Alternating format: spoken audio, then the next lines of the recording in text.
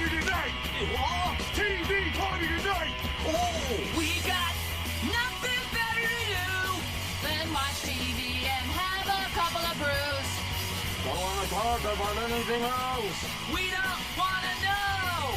We're dedicated, yes! To our favorite shows. Oh, my circuits! Everybody loves Hypnotoad. Scary dog! Pearson and Blurnsville. Futurama! Good evening. You are listening to a Radulich and Broadcasting premiere podcast TV party tonight. I'm your host, the mandated reporter, and frankly, I'm mortified, Mr. Mark Radulich. And tonight, our favorite show is Community. Hashtag 6 seasons in a movie. Brought to you by the good people at... Oh, this is a really long list. Krasnoff Foster Entertainment, Dan Harmer Productions, Russo Brother Films, you know those guys that brought you the Avenger films, Sony Pictures Television, Open for Business Productions, Universal Television, Harmonious Claptrap. You know, I was in a bar with some ne'er-do-well girls, and I got a Harmonious Claptrap. Moving on. And Yahoo Studios for Season 6. Joining me tonight, one of the prodigal sons who has returned back into the fold. Ladies and gentlemen, the screaming boy himself and your favorite dungeon master. It's Ronnie Adams. How and you are can you? take that any way you want. As being a dungeon. Actually, just take it one way. Dungeons and Dragons. I'm a nerd. I'm good, Mark. How are you? It feels good, man. I told Jesse. I messaged him.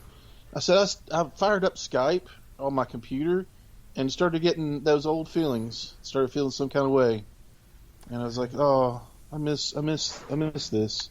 And then you have like flashbacks to our discussion of not Pink Panther, but of Snaggletooth. And you're like, never I mind. wasn't going to say anything, but now that you mention it, don't miss it. I told Jesse that. I was like, I know why he doesn't podcast anymore, because he just wanted to have a fun discussion with friends about things he liked, and then I came along and had to turn everything into an argument. You're not wrong. No. It just things kind of took a turn in my life, and it's not that I didn't have time or anything. It's just that I felt, as far as just taking a break from podcasting. You guys, man, you are so good at it, and I just get on here and just be the grumpy old man. Well, Grumpy, you joined the chorus of people out there that was... Now, you and I talked before the show, and you're not one of the people who hates the Big Bang Theory and calls it nerd blackface. But No. you were joined in on the chorus of people who were like, you should... There are some really good sitcoms out there, and I tend to not watch a lot of sitcoms. I currently watch The Conners extemporaneously. Like, I'll watch that on Hulu the next day when it comes out, instead of binging it all at once. Most television, I wait for it to be over, and I spend a day or so binging the whole thing. But but since Modern Family went off the air, The Conners and Family Guy are about all that I watch in the sitcom realm, and I tend to not watch anything else. But you were, I'll get this out eventually, you were one of those people who were saying you're missing some really good television by thumbing your nose up and just kind of having a blanket rule of I don't watch sitcoms. I don't watch network sitcoms. Mm-hmm. And two of the ones that, whether people were saying don't watch The Big Bang Theory, watch this instead, or just watch this instead, were Community and Parks and Recs. And you specifically wanted me to watch Community. Yes. What was the burning desire here? What did you think I was missing out on, or that I would like about this show so much that you wanted to make me watch it and then talk about it? Because I honestly think it's one of the dumbest smart shows I've ever seen in my life.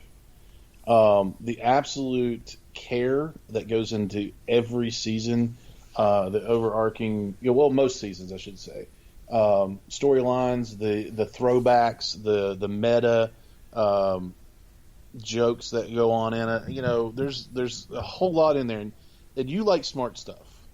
You like I know you, Mark. As much as you don't like to admit it, you like things that make you think. Mm-hmm. And which you do actually admit it. But and this made me think about, oh my gosh, well, what about in this episode? There was actually one episode where they actively said, and we'll get to it. Well, we'll get to it, but they mentioned something. Well, when did you do this? And he says, "Oh, I did it last season." And you know, and it's Abed because he's very meta as far as the television stuff and all that goes. But it was just like, I was like, well, when did that happen? I don't remember that. And I had to go back and watch the entire episode where it happened. And I was like, and it was all in the background. And I was like, man, that is incredible. And so it was really, it's just, to me, it's one of my favorite shows that I actually slept on for a while. I did not watch it when it first came out. Yeah, I think I actually used to confuse this with Parks and Rec and thought it was the same show. Right. Easy to do. That's how little attention I paid to it. But it has come highly recommended, and after doing some research about the show, I think one of the things that people cite about it as being worthy of your time and attention is it's not totally a traditional network sitcom. Like, right. They play with some science fiction elements. There's a lot of fantasy involved. You know, one of the things about the Big Bang Theory, positive or negative, depending on your point of view, is how much of the quote-unquote nerd culture it references. Big Bang Theory referenced a lot of it and made a lot of hay of it with its characters. But, you know, Community did as well. Yes. You know, there's an entire episode dedicated to alternate parallel universes, which is something you get out of Star Trek. Right. They reference spaghetti westerns with, you know, their 2-part paintball episode. Yeah. Mm-hmm. So, I mean, there's you have Troy and Abed mostly, but I mean the rest of the cast as well that do a lot of referencing of television tropes. That's where a lot of the meta humor comes from. There's a lot of play involved in the show, and once I you know, like I said to you offline, there's things I really liked about Community. There were parts that actually made me cry. I cry easily, you know. I do too. I get it. We're emotional beings. Yeah. You know, there were parts that made me cry and, you know, were very emotional. There were parts where I was cursing your name and was like, why is Ronnie making me watch this? This is the dumbest thing ever. And there were parts I laughed out loud, which is always the mark of a good comedy. And then there was stuff where I was playing on my phone. And I'm like, this is not capturing my attention.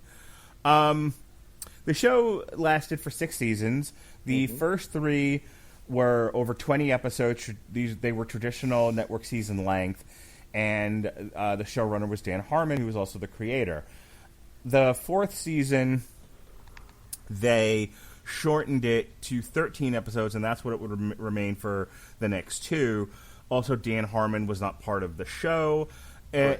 It's the one that I think people like the least. I actually, except for some elements of it, liked it a lot, and I don't understand what a lot of the hate comes from. It got a bad rap because Dan Harmon wasn't a part of it. Okay. Now, was it lacking compared to the other seasons? Yes, because Dan Harmon, this was his baby. This was, you know, he based it after his own experience in college. You know, the Jeff and Annie thing, only it was much different. You know, there's a lot going on there that, you know, that made it his, and that's why he was so in touch with it when he wrote. And so when and it was also the way he had to take an exit as well. And he you know, there's, you know, plenty of shows and podcasts and everything that he's been on there. He's explained it, but he and Chevy Chase had a falling out, and he handled it poorly, and Chevy handled it poorly, and he stepped away from the show, and you know, was actually kind of fired. And then they kind of were like, the entire cast was like, "Hey, we're not doing this until you bring Dan back," and they brought Dan Harmon back. And that's kind of season 5, the apology. Yeah, yes. They made a big apology in season 5 with season 5. Right.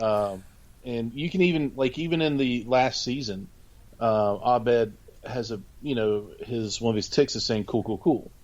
And I actually picked that up from the show, and I was like, realized that I was doing it. I was like, wow, this is really bad.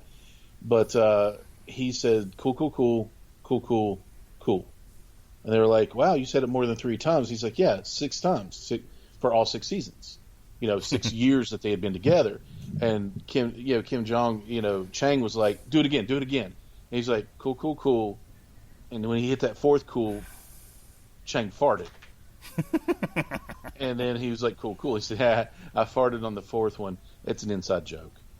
Right. And, it's just like one of those things where, like, man, just little things like that if you don't, like, that was, like, blatant. But, it's just things like that really, man, I loved it because of that. And then it was canceled after the 5th season, and they couldn't just leave well enough alone. We were in the midst of a blossoming streaming television world, and so there was a thing called Yahoo Screen, which no longer exists. And they picked it up for a final. And they picked it up for a 6th season. And I'll just kind of give away the ending now, and then we'll work back to this. First of all, I thought the first 3 seasons were the strongest, and it should have ended after season 3. But if you needed to end this, and I'm going to talk about this at length when we get there, but if you needed to end this with Jeff's story being told and him graduating, which I think is season 4, isn't it? Yeah. Okay. So because it goes by real time and years. Right. So I think, the show had its natural conclusion at the end of season 4 when Jeff graduates. And I think after that, I think just with leaving out the fan reaction, the network reaction, and everything out of it, and the idea of we needed a resolution season to deal with, how much everyone hated season 4 and we wanted to make amends with Dan Harmon. Just if that didn't play a role in it and you were just focusing on telling this story, Jeff's story, 4 would have been it. 4 should have been it. Like, when he graduated, that should have been the end of the show and everyone just moved on. But we kind of bouncing around here. Let's jump into season 1. And we're not going to talk about every single episode. We're going to kind of talk about these in general terms. But we have our characters. We have Jeff, who bluffed his way into cheated. I think it was cheated on the LSATs and bluffed his way into a law job with no actual bachelor's degree. Yes. He is found out and told you need a bachelor's degree, so you're suspended until you make this achievement, and then you can come back. So he is going to his local community college where his professor friend John Oliver teaches, in the hopes that John Oliver will just give him answers and he can get this over with as soon as possible. And as it turns out, he actually has to take real classes. And so that's the thrust of the show there. He is joined by the lovely Jillian Jacobs, who I feel like my daughter is going to grow up into. Oh, no. Which one? The actual Gillian Jacobs or Britta? Britta. Oh, no. Mark, stop. My daughter is like, as people know from listening to the podcast, I've referenced this a lot. My daughter is like this blossoming junior feminist. Yeah. And so I totally see her. I talk about this with Jesse all the time. We always compare her to Caleb, who is his son. That's not a fair comparison. And Caleb's just like, man, let's do this. There's gonna, and my daughter is going to be the one on campus, with the Save the Whales T-shirt, yelling through a megaphone and being ignored by people and all of that. She's just gonna be the shrieking feminist, and Jesse always jokes, and this could be Caleb going, I like Fortnite. I love Caleb. He's such all your all's kids are amazing, but yes, Jillian Jacobs is this middle class white woman who spent years as an anarchist and a protester and a rebel, and has finally come to the conclusion that she actually needs to get on with her life, and so now she's in community college, and she is the on again, off again love interest of Jeff, who is played by Joel McHale. Well, actually, in all of season 1, she's the pursued love interest. Yeah.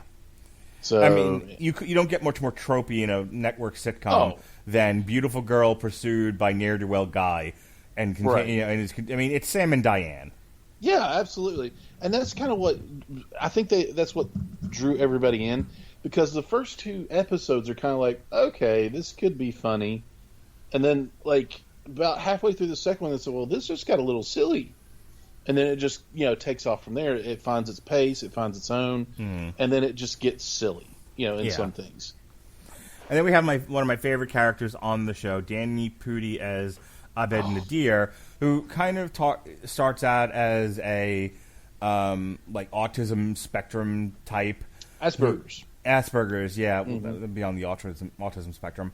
Yep. And he is raised by television, and so he sort of communicates in the world through the prism of television tropes. And this is where a lot of the meta humor comes from.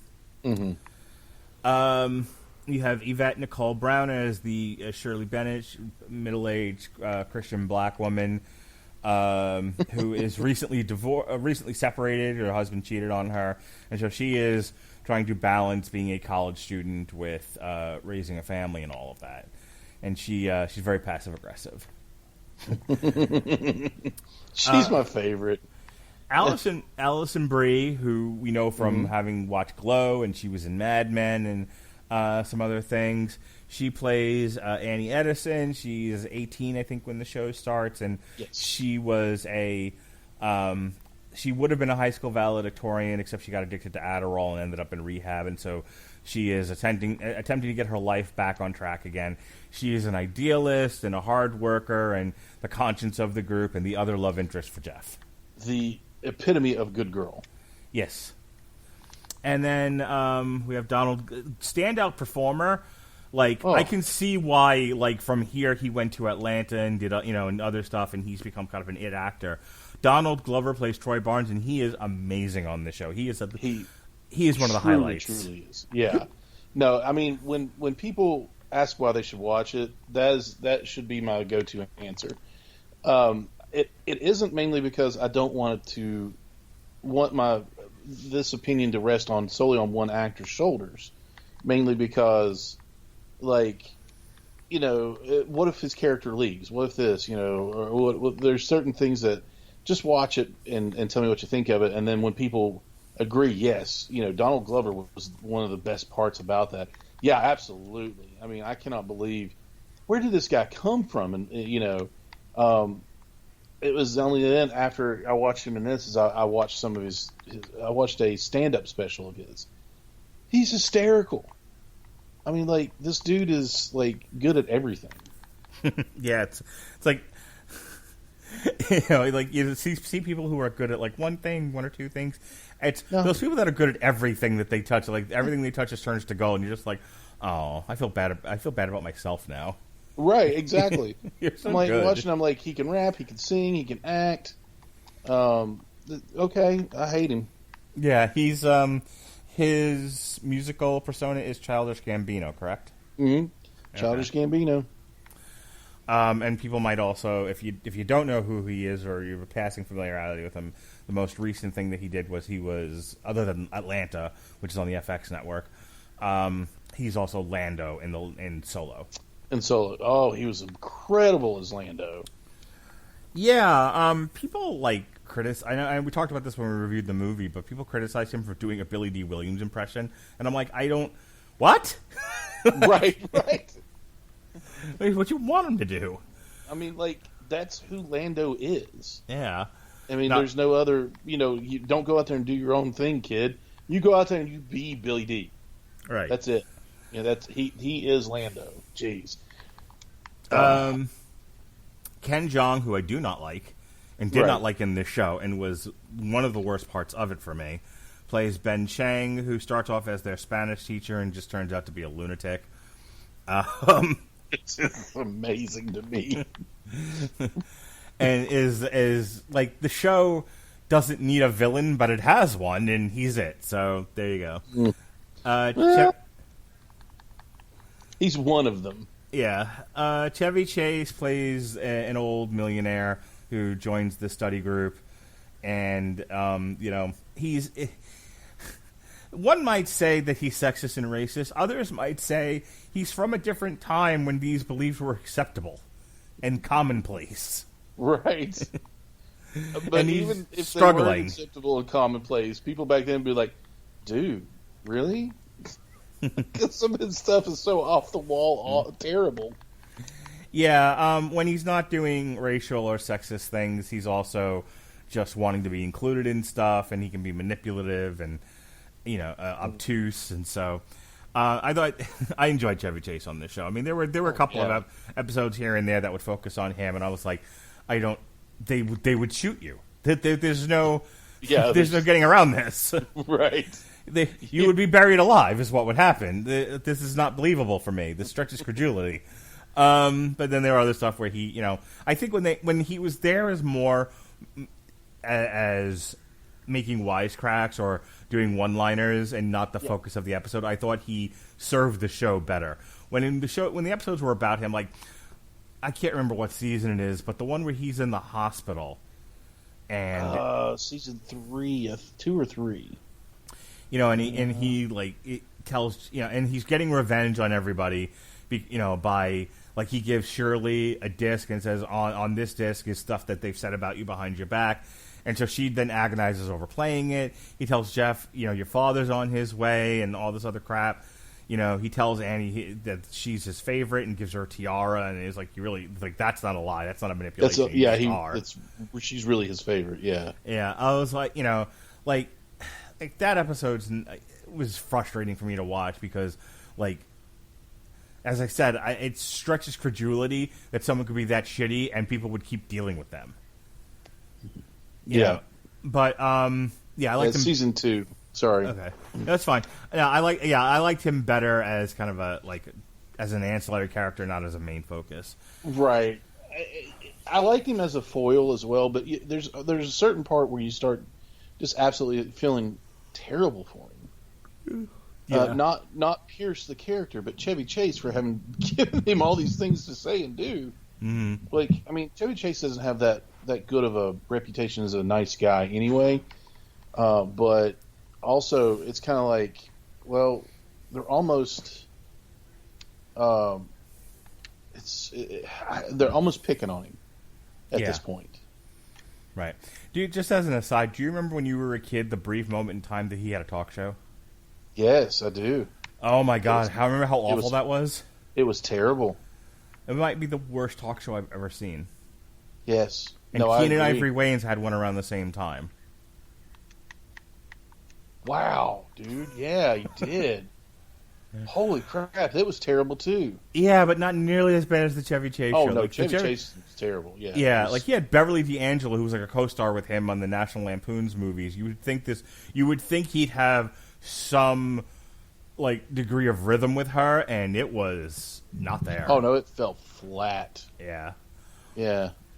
At least Selma Hayek brought Keenan Ivory Wayans food. It's true. What? She brought him a casserole or some shit. All right, I can't remember what I have to do tomorrow for appointments, but I remember those two details. Yeah, right. Yeah, I don't. How much money is your bank account? No clue. But the Chevy Chase show was terrible. Yep.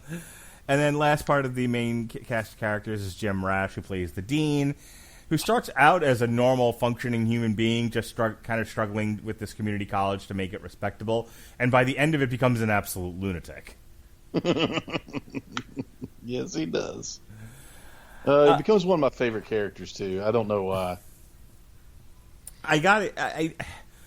There was a period where, like, there was a long stretch where every time he walked into the study group room, he was in a different outfit. Mm-hmm. And and that gag always made me laugh. Oh, yeah. As repetitive as it got. And then the referencing of that gag would make me laugh, too. But,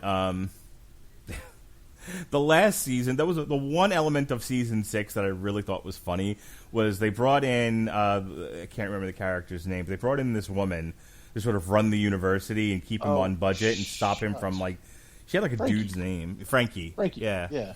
And like he went and did something and she suddenly realizes that he's a moron. Yeah. And she starts going, oh, stupid Dean. Yeah. Stupid Dean. I laughed hard at that, and I hated season 6. Yeah, she was Paget Brewster's really good though. I mean, like, she's a good comedic actor. I was really introduced to that side of her through a internet radio show called the Thrilling Adventure Hour, where she was. It was kind of like a paranormal investigators in the 20s kind of a deal. And her comedic timing is impeccable, especially on that. So I enjoyed her, even though I know a lot of people don't like season 6, but I enjoyed it for what it was, but I'm a community fan, kind of a deal. So, but yeah, Paget Brewster. All right, so season 1, the setup is that Jeff set up the study group just to get into Britta's pants, and then Britta invited several other people into the group, and they formed a bond with each other, and that's the core of the show, is this Spanish study group, which then evolves into other things. What you learn over the course of season 1, and we can just kind of kick this around for a little bit, is some of the ongoing things is, Jeff hitting on Britta kind of rejecting him. A lot of the Troy and Abed pairing off stuff, like they rap together and they do a little morning talk show with no cameras that they're playing with. And there's a lot of them kind of just doing their own thing. Which I appreciate that. Yeah, it was some of the better parts of the series is just Abed and Troy kind of doing their own thing. I like the episodes where Jeff gets to use his lawyer powers. Yes, yeah. Go ahead.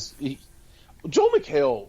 I mean, everybody talks about, and rightfully so because he's amazing. But everybody talks about Donald Glover. But nobody, in my opinion, nobody really gives Joel McHale his due on this for being in this show. He was really good. I mean, for the part he had, there was so much character growth through the 6 years with Jeff, and he played that part. He did it really, really well, and so that made me a big Joel McHale fan, and I found out that he may be doing something.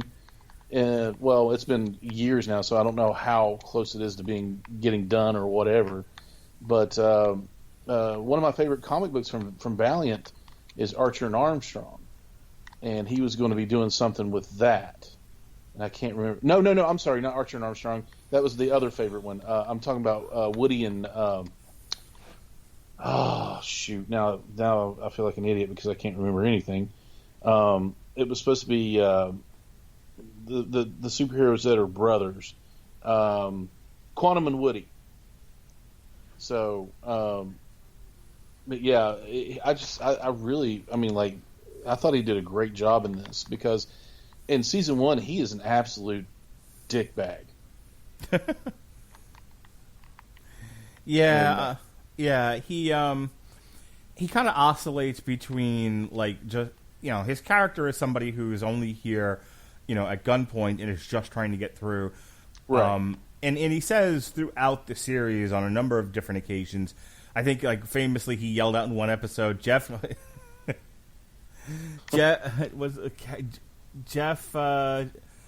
Winger does not learn. Yeah, Jeff Winger does not learn. Oh man. And so you have Annie who is sort of his polar opposite in that, she is in earnest trying to learn things and better herself and become a career woman, and he is just trying to get a degree as fast as he can and does not give a shit what he learns, if anything at all. And so there's a lot of season 1 that, it's him trying to get out of learning things, and the group trying to get him to take it seriously. By the time we get to season 4, that kind of changes because he's sort of fixated on graduating and he's so close. Yeah. But definitely the first 3 seasons was sort of his evolution of one. Yeah, I can't remember if it's season 5 or 6 where they do the bit with the grifter. Season 5, because he's graduated by then. Okay. Yeah, I didn't know if it was season 6 though. Okay. Yes, it was. I'm sorry, because Frankie was in there. Yeah, I apologize. Right. Oh, that's that was right. Actually, one of the better ones of season 6. He talks about the fact that, going all the way back to season 1, that he's a con artist. He's a con artist. He's a faker. He's a grifter. What made him a good lawyer was his ability to weave circular arguments and bullshit people. And when his feet are held to the fire over the course of the first 3 seasons, and he's sort of made to having to take life seriously and treat people with earnest and be respectable, like, that's a major thrust of the show, is his evolution. Without it, the show is just sort of random silliness. Yeah, absolutely. They start focusing on a few other people too, but mostly it's just his journey, his growth, from not graduating with a bachelor's and still passing the bar, and then going into becoming a lawyer with some semblance of a heart, by the time it's over with, and that's why he doesn't succeed. But but it's like, season 1 is that. Oh man, it was so hard to watch the first show for me because 1, nobody wanted to watch it with me when it first came out. 2, it was on after The Office, I believe. Another show I did not watch. I didn't either. I mean, I watched it, but I enjoyed it, but I wasn't as crazy, incredible, like off the wall, insane about it like some people I know. And like, I mean, it's good. I mean, like, I like it. It's incredibly awkward, like put my hands in my face kind of deal sometimes. But I like Parks and Rec better. Yeah, I may have to sign up for Peacock to watch Parks and Rec, the free version, someday. Yeah, when I don't have a million other shows to watch for podcasts. So I just I want to move on to season 2. Before I do, I want to make sure we give season 1 its due, and I have to talk about. It's an ongoing gag throughout the show that things happen in the university where the university is destroyed or overwhelmed in some way. In later episodes, there's the pillows versus blankets thing that happens, which I laughed hysterically at. Oh, so good, man. They do a floor. When Troy leaves, right before that, they do like the floor is lava. The floor is lava. And that went on forever. And of course, it got silly. There's the bit with the app, where the app, which there was a Black Mirror episode about this. Yeah. Yeah. There was a Black Mirror episode about this where your station in society is determined by likes, essentially. Yes. Black Mirror did this where at the end of it, what's her face from Jurassic World? Happy Days, his daughter. Bryce Dallas Howard. That's the one. Bryce Howard Dallas. Whatever. Yeah. Bryce Dallas Howard. Yeah, there we go. Where at the end of it, she just she's supposed to redhead with the dinosaurs. Yes. The one who ran in heels. Yeah. Her Black Mirror episode where they deal with that, like the resolution is at the end of it, she doesn't give a shit anymore, and she's okay with being a 2.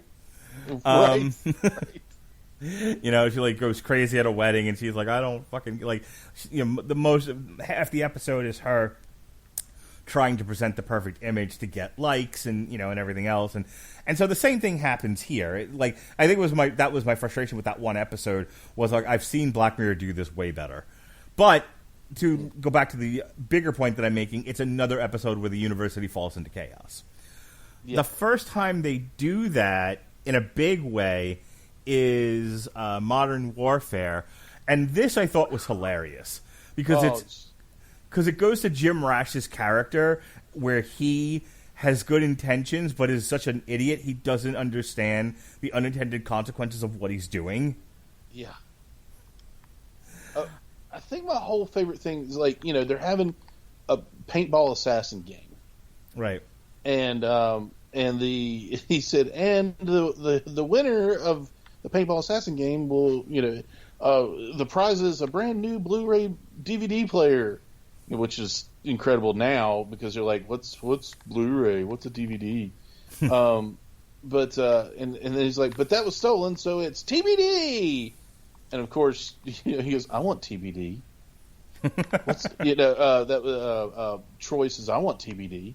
So, the whole setup was amazing. And then, Jeff not caring and going to sleep in his car and then coming back to an absolute war zone like legitimate, like people. He wakes up in his car after he took a nap, and people are screaming. You hear like almost like gunshots in the background, and then he gets out and everything's covered in paint, and then which leads to one of the funniest gags later on in the series, where I think Abed's talking to the janitor. This is at the end of the spaghetti western ones. Yeah, a few paintballs more. Yeah, and and essentially the janitor is referencing that every year they trash the school until he has to clean it up, which they make hay of in the 6th season, where Frankie is like, "We are tired of having the janitors having to rehabilitate the school after you've destroyed it." Yep. Oh man, so good. But that was the it moment for me when they pulled off the Modern Warfare, the paintball episode. I was like, and referenced so many good action movies in it.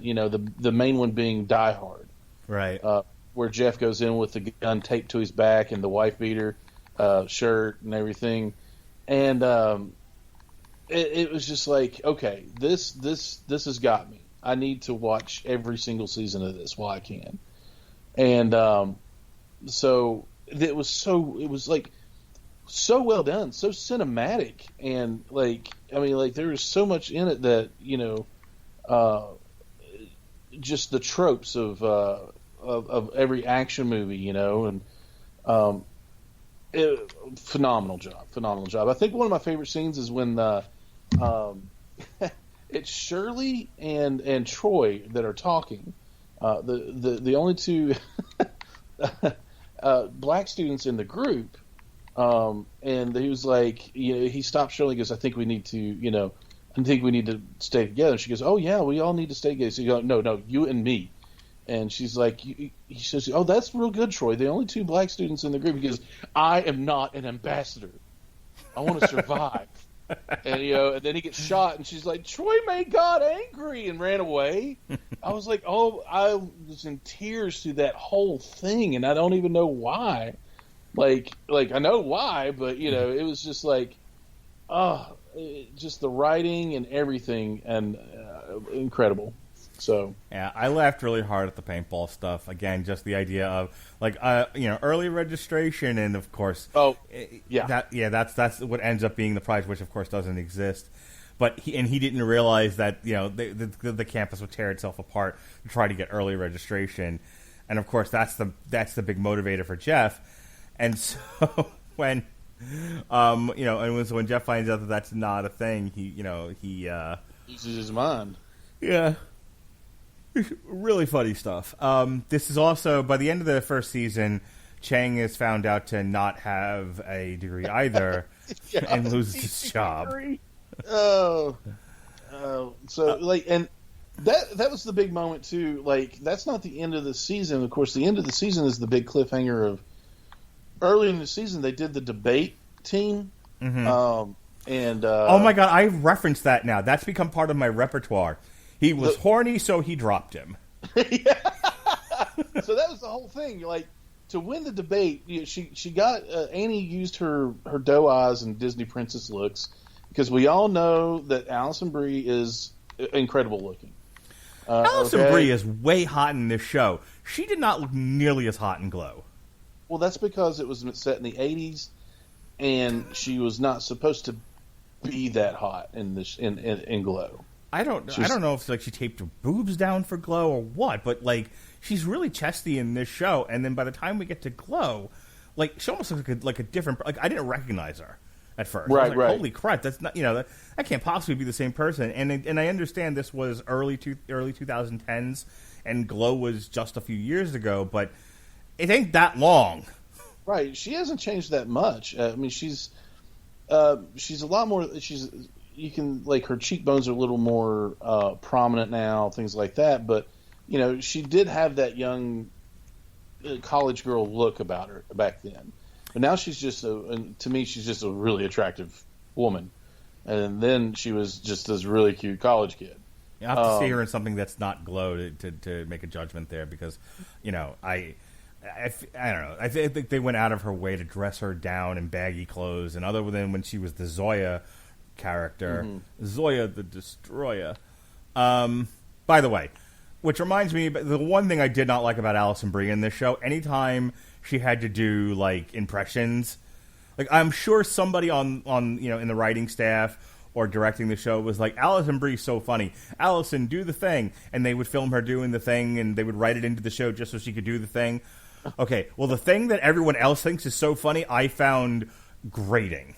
And like, Alison Brie, when she's earnest, is, especially on this show, is her best quality. And even when she was on Glow, I thought, when she was earnest and really wanted to make the show work, the wrestling show and everything, right. I thought that was her best stuff.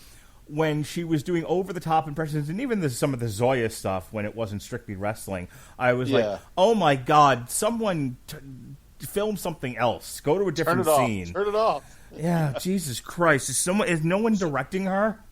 So what did she do? What was the thing that she did that you found so grating, though? Is my question. There's a couple of episodes over the course of the seasons, and like I said, it's been a few weeks since I've watched it, so forgive me if I don't have specific memories of things. I've watched all 6 seasons 4 times now. Okay. Yeah. I feel like there's one episode that comes out where I think I actually texted you guys during this because I was just going to throw my phone at the television. It's I think it was her birthday. She turned 21, and they took her to the bar. Or they took Troy to the bar. That's right. It was Troy's birthday. They took Troy to the bar, and she wasn't old enough to get in, so Britta got her a fake ID, and so because it had her from Texas, she had to do a Southern Texas accent, and then she had to make up a whole story. Which I understand that's her character. That's what they wrote for her in that show, but it just it was annoying. I can see where that could work on your nerves. I felt like it was overwritten, and like somebody in the writing staff thought it was hilarious, and it, it's kind of like my son, or another kid, like they tell a joke, my son for a while had a joke that got people to laugh once, and he wouldn't stop telling it until I started screaming back at him, "You hack! Learn some new material." Right? Because he's 4 at the time. He's six now, but he was 4 at the time, right? And he's writing new material every day. Hashtag parenting. But yeah, like a kid tells you a joke and then he just repeats the joke because he thinks it's hilarious and he got a reaction out of it. I feel like that's like how they treated Alison Brie on this show, which was like she would do something they thought was funny, and they were like, let's keep having her do stuff like that. Yeah, and it's not funny to me. Like, it might have been funny, and it might even be funny to you and most of the rest of the audience. Just thought it was hilarious, but it got to me. I found it cute and amusing. Okay. After a while, it was just like, it served its point for the thing though, for the episode, because she was trying to be somebody that she wasn't, and that was the whole thing. People were, finding out who they were in that episode. Both Jeff and Britta turned out to be, they are actually very much posers, and then Troy was just trying to be an adult, and he found out that he didn't need to have alcohol to do that. And then, Abed, where the gay guy hit on him, and he knew it, but he was just like, but I don't care. I just want to talk about the things that I like. I think it was kind of like that one of those moments where, like, well, did I actually hurt somebody by just wanting to do the things that I like? And so, and she's like, why do I have to be somebody that I'm not? Kind of a deal. So it was all those points in that, coming back to Troy realizing the people that are in his life that he thinks have it all together don't have it all together at all. Yeah, it's a great episode, minus Alison Brie's overacting.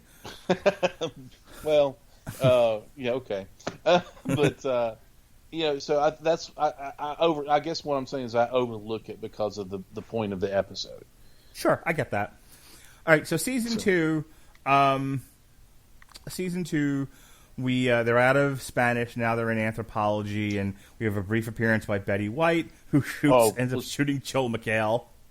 Oh, so funny, man. She's hilarious. I was like, oh, Betty White, okay, but then I was like, this is going to be cute. This is going to be funny.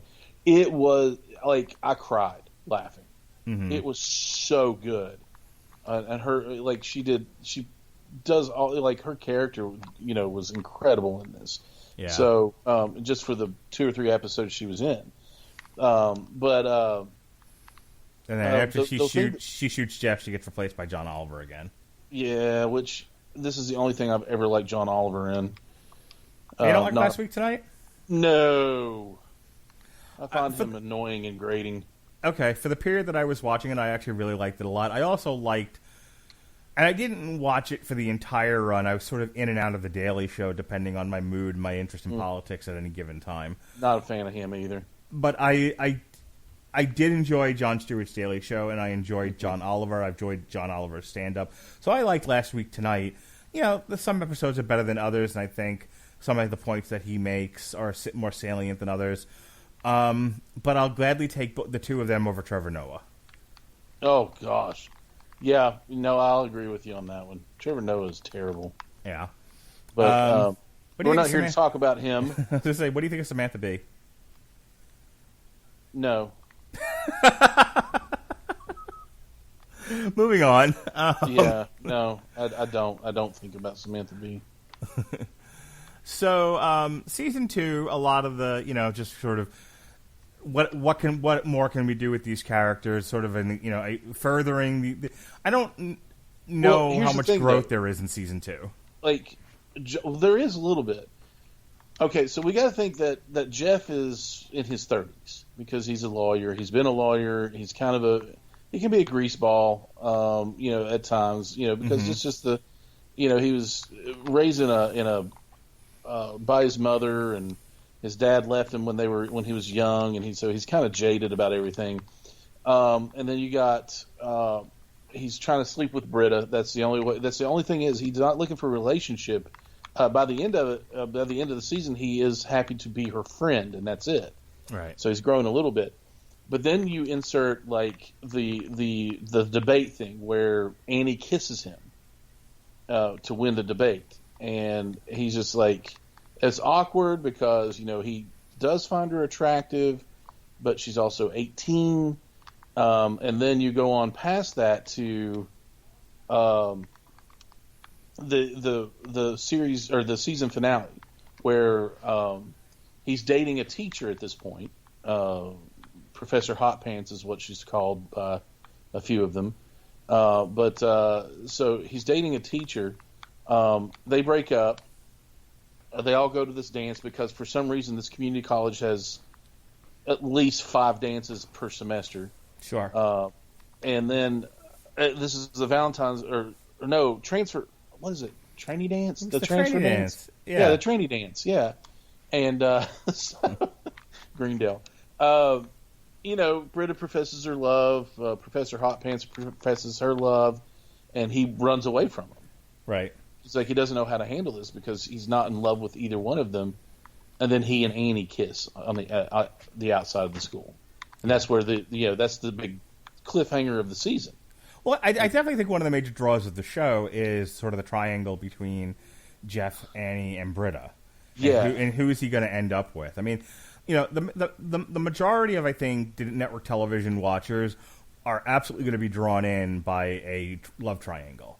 And so they created one with those 3 characters. And, I bought into it, and I'm not necessarily one who gets hooked into a lot of network television. But, I definitely was like, and it really weighed on me as I was watching it. Right? Because, Jeff and Britta complement each other in that they're both very broken people, and so it's kind of taking 2 broken pieces and putting them together and making a cracked whole. And I like that about the 2 of them. And they just look good together. But Annie makes Jeff a better person. Right. They work together in that she makes him less cynical. He makes her a little more cynical, a little more world weary. And I think that the episode where they go to the convention, the Doctor Who convention that isn't really Doctor Who. Yeah, the thinly veiled Doctor Who convention. Yeah, and she plays around with being Mrs. Jeff Winger, And I was like, so oh my cute. God, she's adorable. Like, Yeah. my God, that is the eternal frustration for me with Allison Brie. There are some episodes where she is brilliant and adorable, and I'm cheering for her, and then she does a Texas accent, and I want to piss in her face. Oh my God! Just whip it out and pee right in her eyes. Wow. Okay. I have very strong feelings about her. Don't do any more impressions. Super strong. I mean, unless you're doing Zoya, don't do anything because you heard it here first. Mark's gonna pee on you. If Allison Brie, please use your normal voice if and when you ever meet me. Thank you. Oh my gosh. So yeah. Okay, have to ask you who ultimately who were you pulling for in this triangle? Oh boy, I think because later on Britta's going to be with Troy. Yeah. That I was pulling. I think in the end I was pulling for Jeff and Annie. Yeah. Oh, I was definitely pulling for Jeff and Annie the entire time. And everybody's like, "Wow, he's so much older than her," and blah blah blah. Dude, at that point, it's a show, right? And if a grown man's going back to better himself in the environment that he's in, I mean, they're both consenting adults at that point, right? But anyway, but yeah, Jeff and Annie, I thought they had better chemistry. I thought they were a better couple. And like you said, she made him a better person, and that's where that character growth was coming in too. So this has a lot of really great episodes in it. Basic Rocket Science, which is the one where they get trapped in the simulator. Yeah, that was incredible. The Kentucky Fried Chicken. Yeah, that is and that's one where Troy gets a lot, and he actually becomes, he actually steps up and is the leader of the group for a little bit there. Yeah, and I was like, that's a great episode. But my favorite episode, probably of the entire series, I was gushing about this. I know your big one is the Dungeons and Dragons episode, and we'll talk about that in a second. Yeah. But Critical Film Studies was phenomenal. Oh my God, that's when I realized that Danny Pudi is the best actor on this show. Yes. Yeah. And it's one of those that really took me for a ride. And normally this is the sort of thing where because of how it's resolved. Yes? Oh, you just cut out for a second. Okay. Yeah, you can hear me now, though, right? Yeah. Oh, absolutely. Okay. So my thing with this is that when Abed does his Cougar Town monologue, yeah, it's so good, and because you believe that it's in earnest, and that this all happened to him.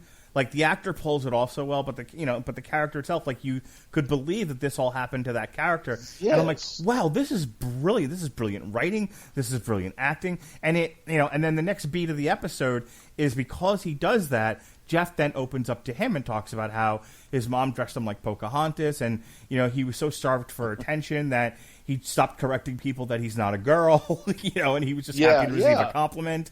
And I'm like, holy shit, this is brilliant. Like, I can't even say the qualifier for network television. Like, that's like HBO quality writing, right? And then you find out that he's doing a bit, and and the transference as a viewer to Jeff the character. Rushed.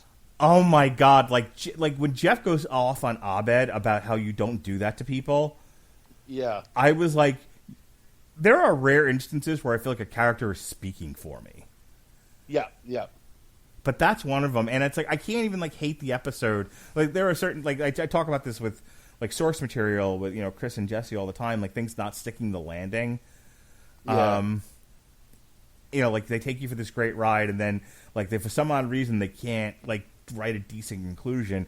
I can't even get mad at this one because it is because even though it's I think it's one of those things where I almost got mad that they got me.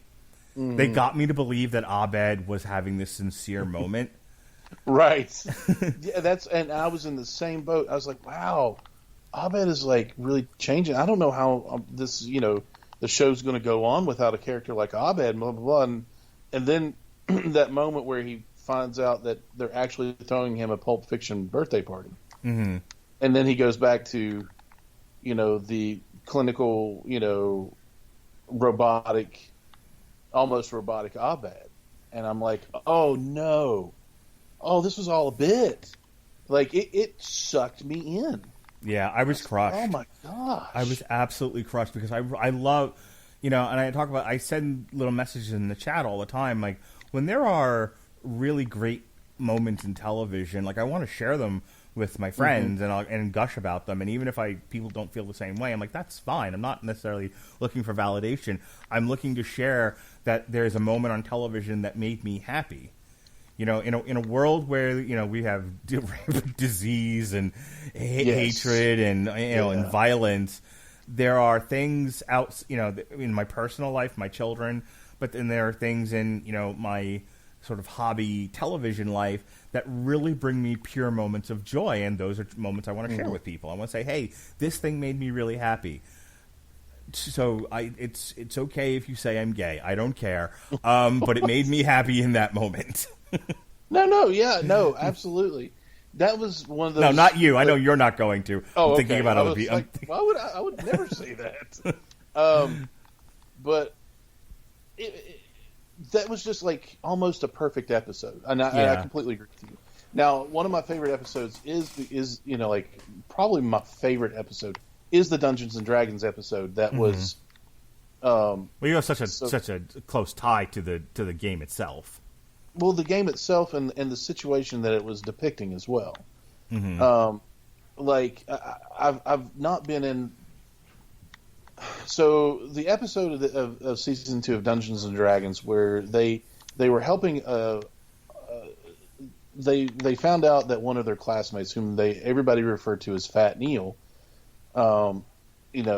was depressed. And he was in that stage of depression where, like, he was considering suicide. And he gave all of his Dungeons and Dragons books to Jeff because Jeff just, in a attempt to cheer him up, he was like, "Oh, hey, I love that game. We should play it sometime." And so he gave all his Dungeons and Dragons stuff to Jeff, and he was going to off himself. And so they organized a study group game for Neil, and of course, Pierce, being the uncouth person that he is, was not invited, and then he ended up ruining it or almost ruining it. Oh, I tell you what, this is probably Chevy Chase's best episode. Oh, it was incredible. He was so good in it. Like the stuff he's doing specifically to tease Neil. So Neil has a special sword that has. Give me the verbiage in Dungeons and Dragons, like when it has like extra stats. +3, sword. But like this is a magical sword. I'm just thinking of like what the umbrella term is for when you have extra stats on something. Magical sword. But yeah, it's okay. Yeah, so he has a buff sword that that he's had for like forever. He's had it through multiple campaigns and he ends up like dropping it or Pierce takes it from him or something like that. And he, and Pierce is like, I start banging the sword. Yeah, he's like, oh, this is so gross, but it's so funny. And I was laughing hysterically at stuff like that because I've played D&D too, but I was not that I was as bad as Pierce. I wasn't purposely trying to ruin anyone's game. I'm just a dope, and I would do like things that I thought were funny or that I thought were silly, right? And everyone around me would be like frustrated, no, like if you're a bard, you have to actually play a song on a mandolin, and I'm like, I live in fucking Massapequa. I don't have a mandolin. I'll go to Guitar Center and get a guitar. I don't know how to play one, but I'll strum. But I don't have a fucking mandolin, you nerds. Oh wow. But yeah, right. But I think my favorite scene though was when Abed walked into the closet because he had to separate Pierce from the group because he was becoming the villain, and he was sitting on the milk crate throne with a glass of wine, and after buying the books off of somebody else for a candy bar, he cheated. I mean, he was metagaming is what they call it in D&D world, in tabletop role playing game world. he was metagaming because he read the entire campaign book and decided he knew what he wanted to do. And so, he was trying to cheat and win, and nobody really wins D&D. I mean, it's just a fun, it's just you're telling a story. So they actually cheer Neil up, and they stop calling him Fat Neil, and they just call him Neil. And they cheer him up, and he actually thanks Pierce he said, that's probably the best D&D session I've ever played. He says, you want to play again next week? And Chase is like, yeah, whatever. But he was just happy to be included on something. So, I mean, like there was this whole thing about depression and suicide, and I've dealt with depression and anxiety and different things that have happened in my life, even recently, as far as anxiety and stuff like that goes. That's a very serious, so, of course, everybody knows this is very serious, but I can honestly say that tabletop role-playing games like Dungeons and Dragons and a few others has helped me through those tough moments in life. Because it's an escape, and it's where I can meet other people and play with friends and just be somebody else for a while. And they took that and they, in my opinion, and I'm going to be very harsh about this, they cheapened and ignored a very important lesson that could be taught by this to appease people who are, I will say, fake woke.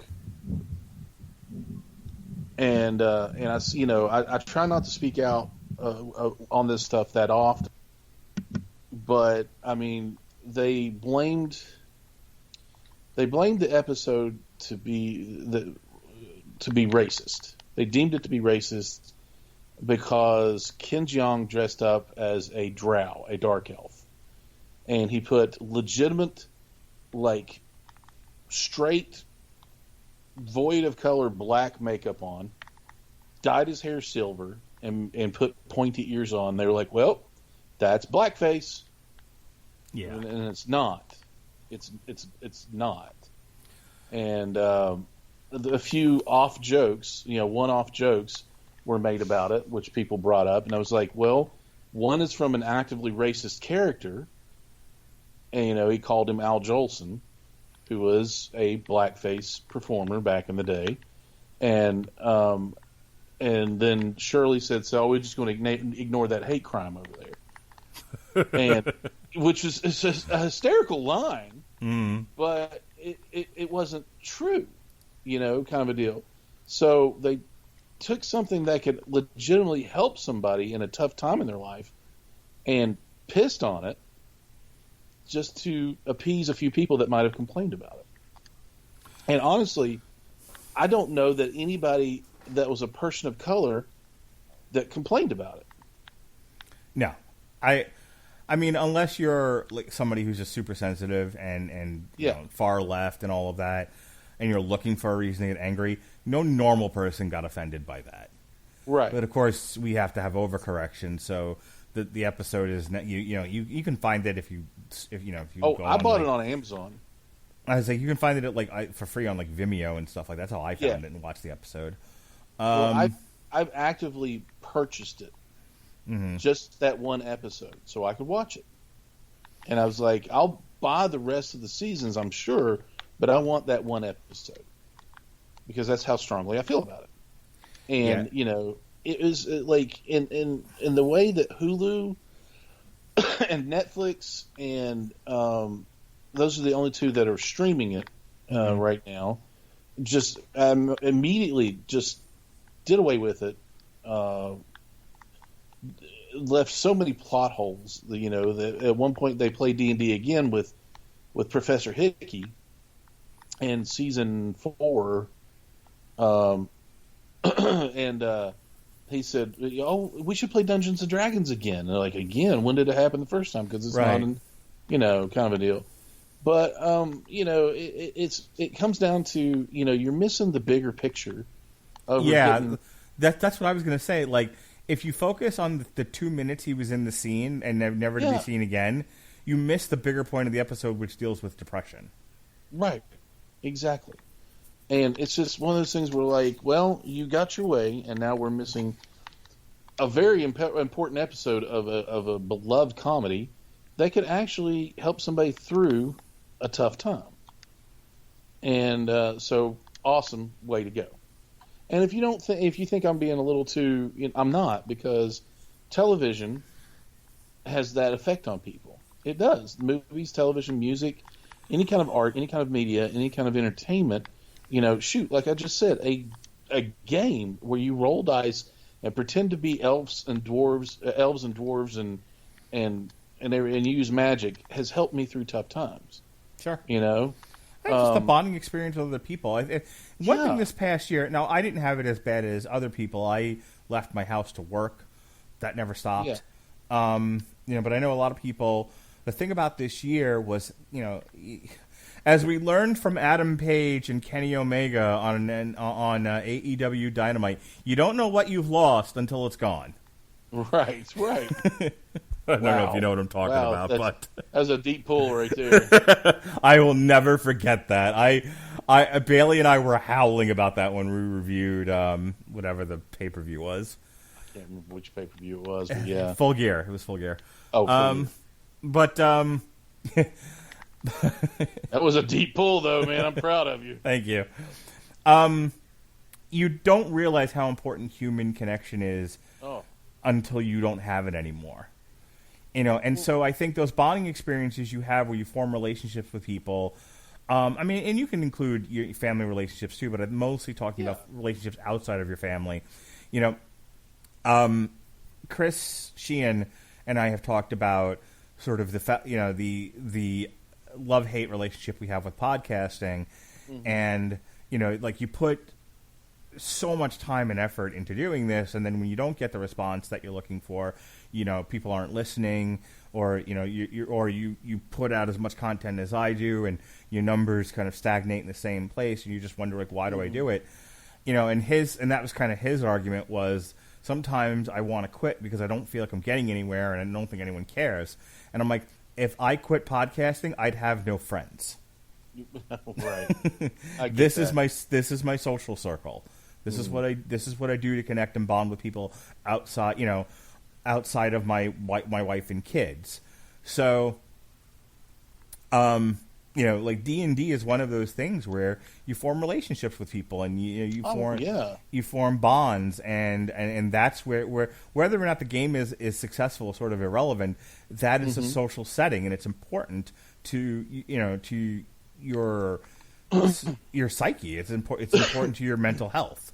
Well, I was DMing Dungeon Mastering at my local game store every Saturday, and I was teaching kids how to play and DMing for adults, and just having a good time. So being social and interacting with people, and the owner of my local game store has become a dear friend.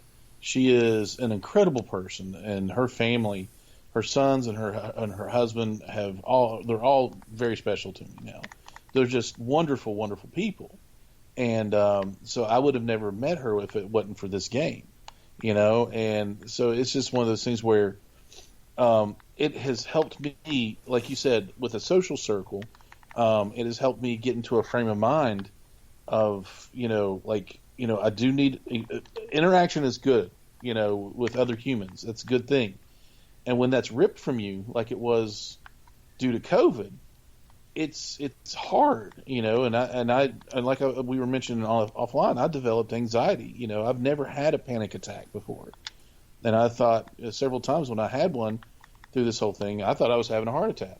So I've been to the hospital and the doctor more than I've ever been to my life in the past 8 months, and just to make sure that I'm not having heart attacks or anything, which is crazy, but I mean it's true. So I started taking up DMing online.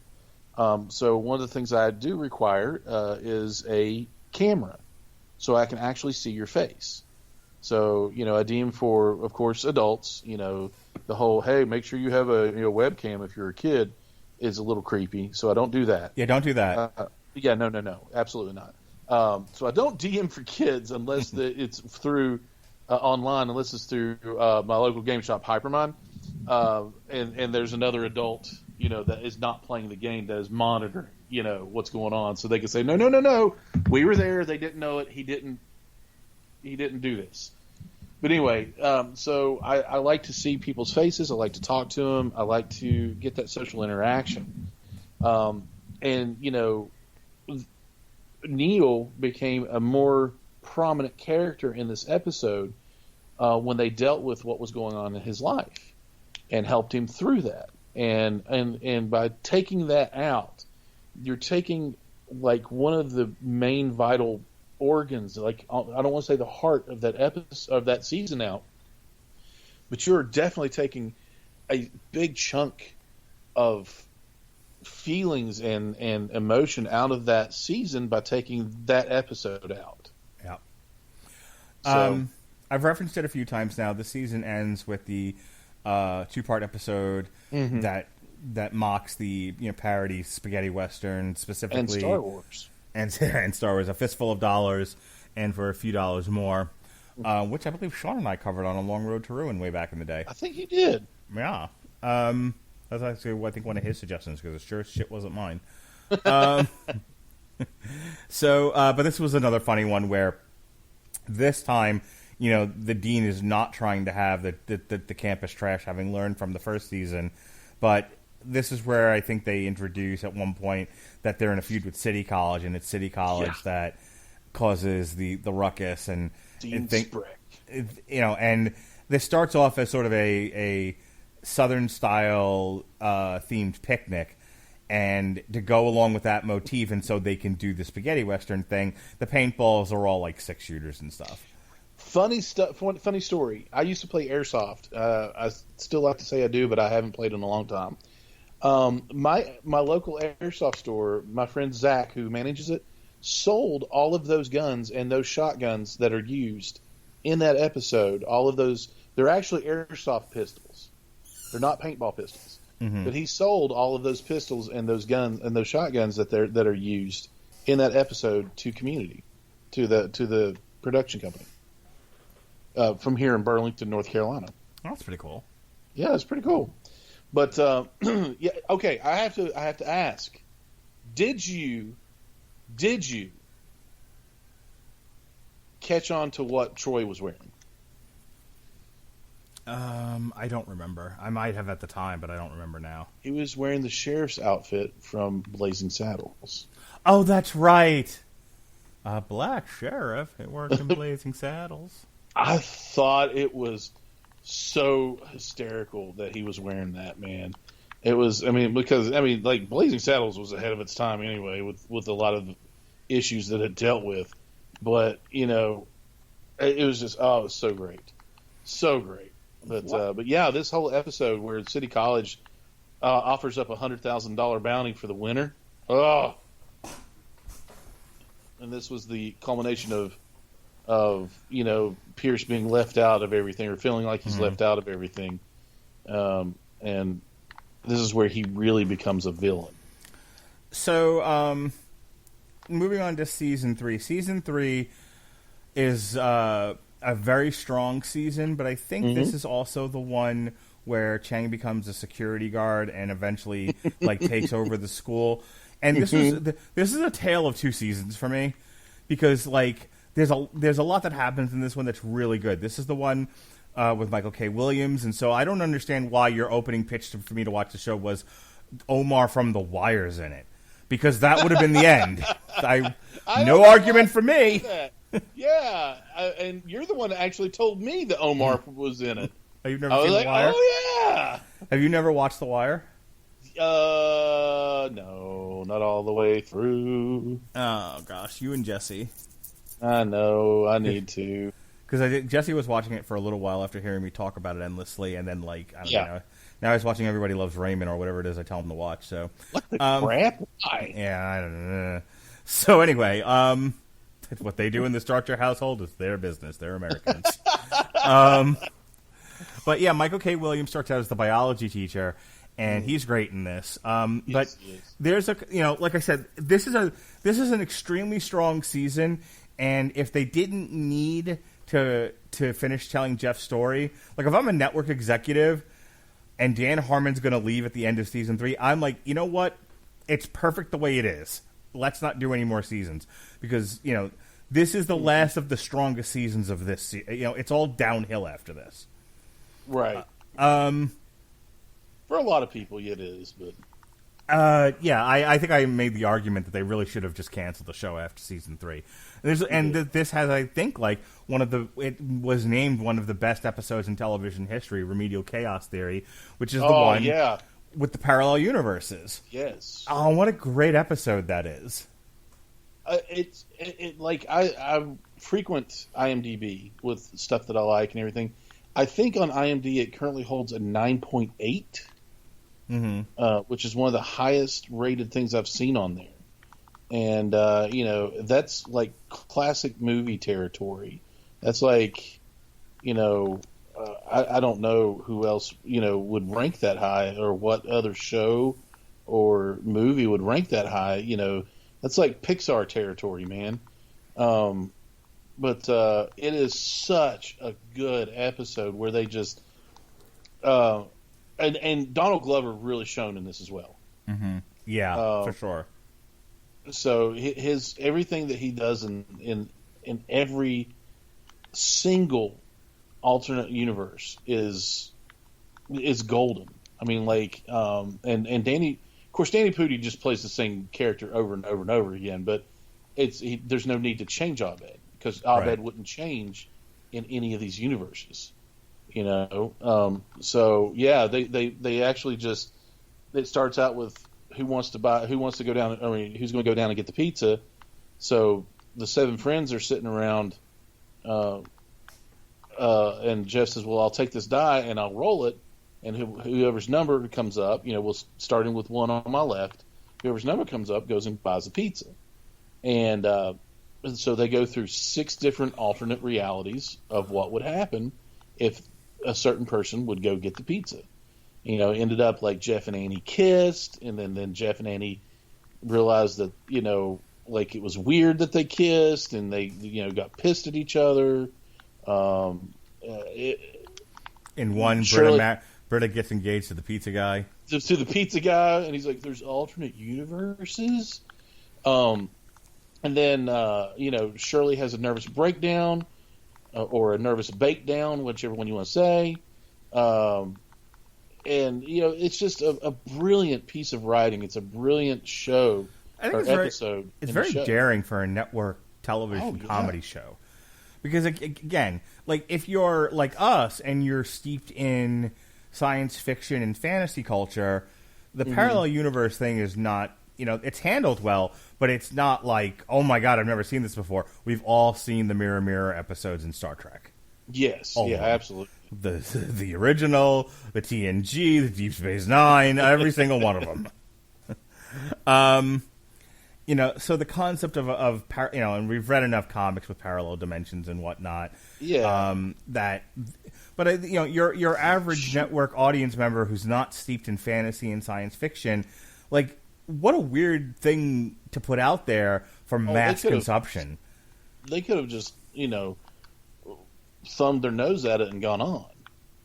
You know, this is stupid. I was going to say, like if you know, like people like my wife are the ones that typically watch this sort of thing, and like, how do you sit in a writer's room and go, you know, all the people that watch Friends and The Office? Yeah, what if we do parallel dimension episode? What? What? No. No. I'm saying no. You know, but it was very brave.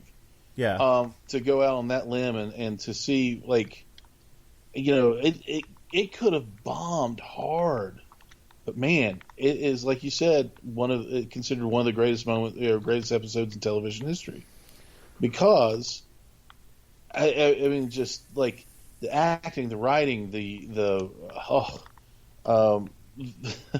Pierce giving the troll when he knows that Troy is afraid of it, was just brilliant too. Just because he's jealous that Troy moved out of his house, Troy lived with Pierce for a while, which is a whole different storyline of of racism, but without being racist, I guess. But it was brilliant, man. Oh, such a good episode. Kind of looking through some of these episodes here. There's a lot of good ones here. Okay. We got to talk about pillows and blankets. Oh yeah. So North and South, the Civil War.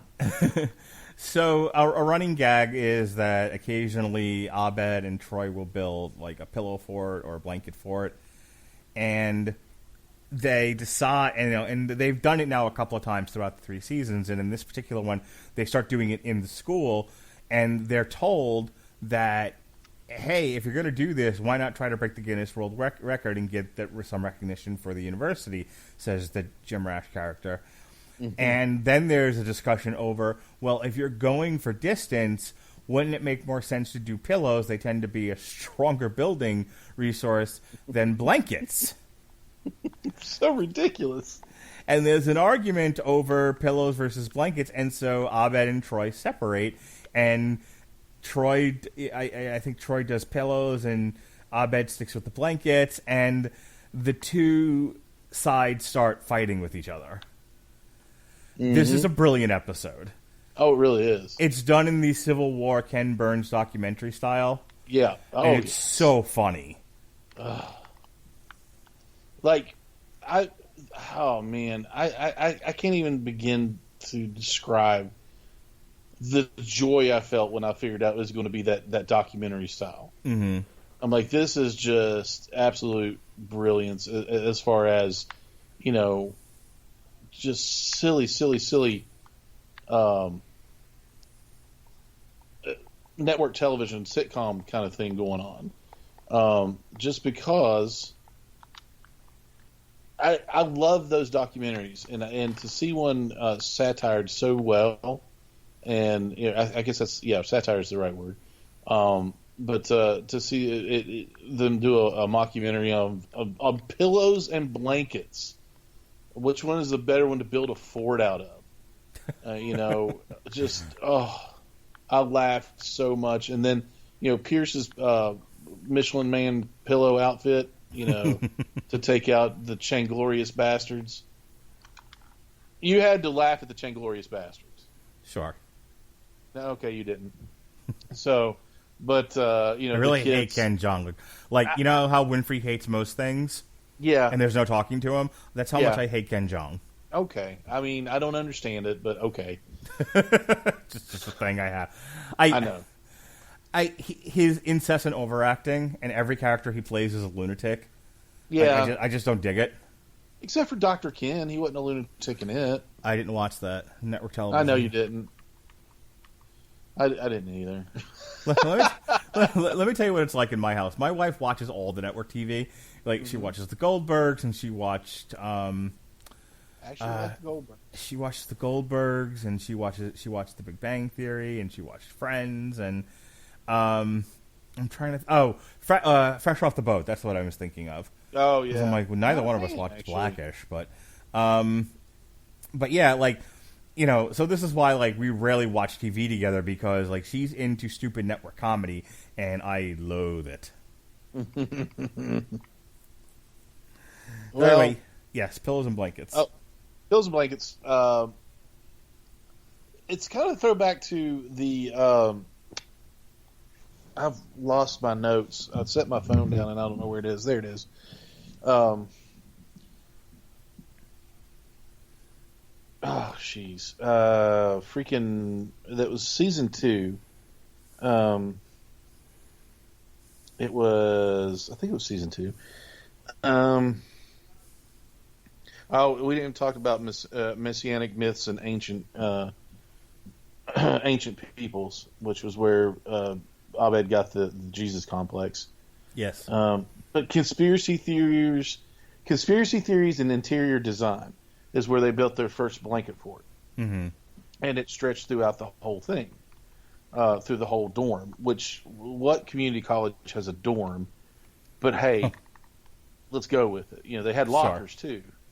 But it was. I mean, like, so that's where you first saw it, and they had the Turkish district in their blanket fort and all that good stuff, and so they decided to go, even bigger with it in this, and it just led to so much chaos and hilarity. So one of the things about this show that becomes an ongoing motif is parodying other television shows down to their openings. We didn't talk about it with season 2, but they'll sometimes change the style of the show, like Abed's Christmas episode. They did an all stop motion claymation. Mm-hmm. There's an episode. It's in the next 2 seasons, I think it is, where Jeff goes unconscious and the whole thing is a G.I. Joe cartoon. Animated. That is season 5, I believe. Yeah. And so one of the great episodes of this season, where it's the same thing, where they're doing a parody of another show, is the Law and Order episode. Oh, the Ass Bandit? Basic lupine urology. Oh, no. Yeah, Dick Wolf. Yeah. This is the one where someone sabotaged their biology experiment, and they they investigate like who did it, and then Jeff has to do. Jeff, of course, is a lawyer at the end of it. It's really funny. And what is his name? I know I've watched it a million times, but I can never remember that character's name that has the weird head that nobody likes. The curly-headed guy. Oh, no, him. Yeah, he's in the progressive commercials now with the hand motions. Oh wow! I mean, like, I don't know if it was the character or what, but I don't like him.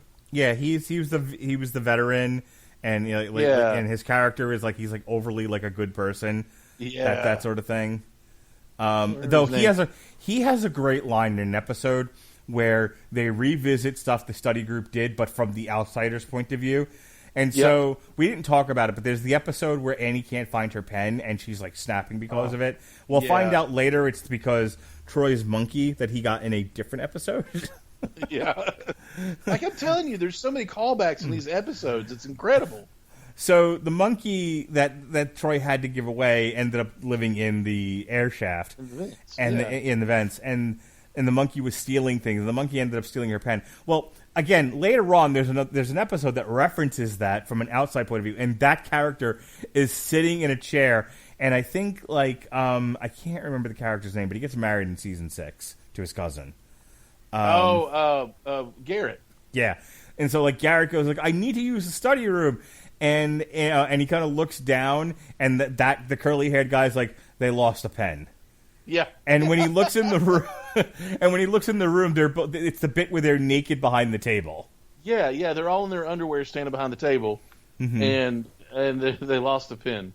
And that's when the study group becomes the bad guys. They realize they're the jerks, and but they're not the jerks. They're just the focus of the show. Right, but it's the way he delivered that, he doesn't even look up from his book that he's reading. He's they lost a pen.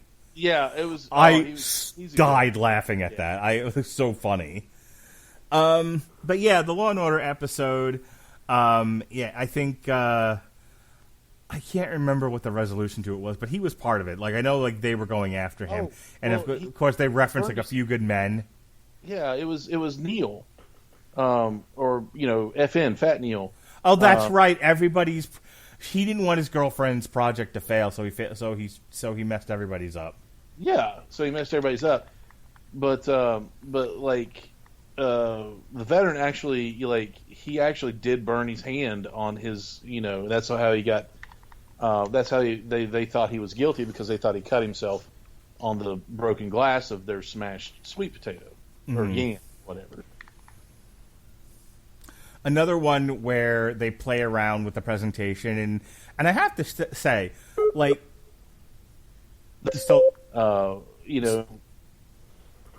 ahead. Okay, just hello? Skype, hello? There you are. Okay. Yeah, Skype, blurted out for me on it for a second. Oh. Anyway, I was going to say, if I had to say one 100% positive thing about the show, it is jarring at times, and playing around with the format and the presentation, I think is interesting. And specifically, I'm referencing digital estate planning, where the entire episode is animated like a video game. Which I think you and I are around the same age. I think you're in your 40s, right? 41. Okay, so I'm not that much older than you, and 42. So we grew up in that game era. Yeah. Oh yeah. 8-bit gaming. Yeah.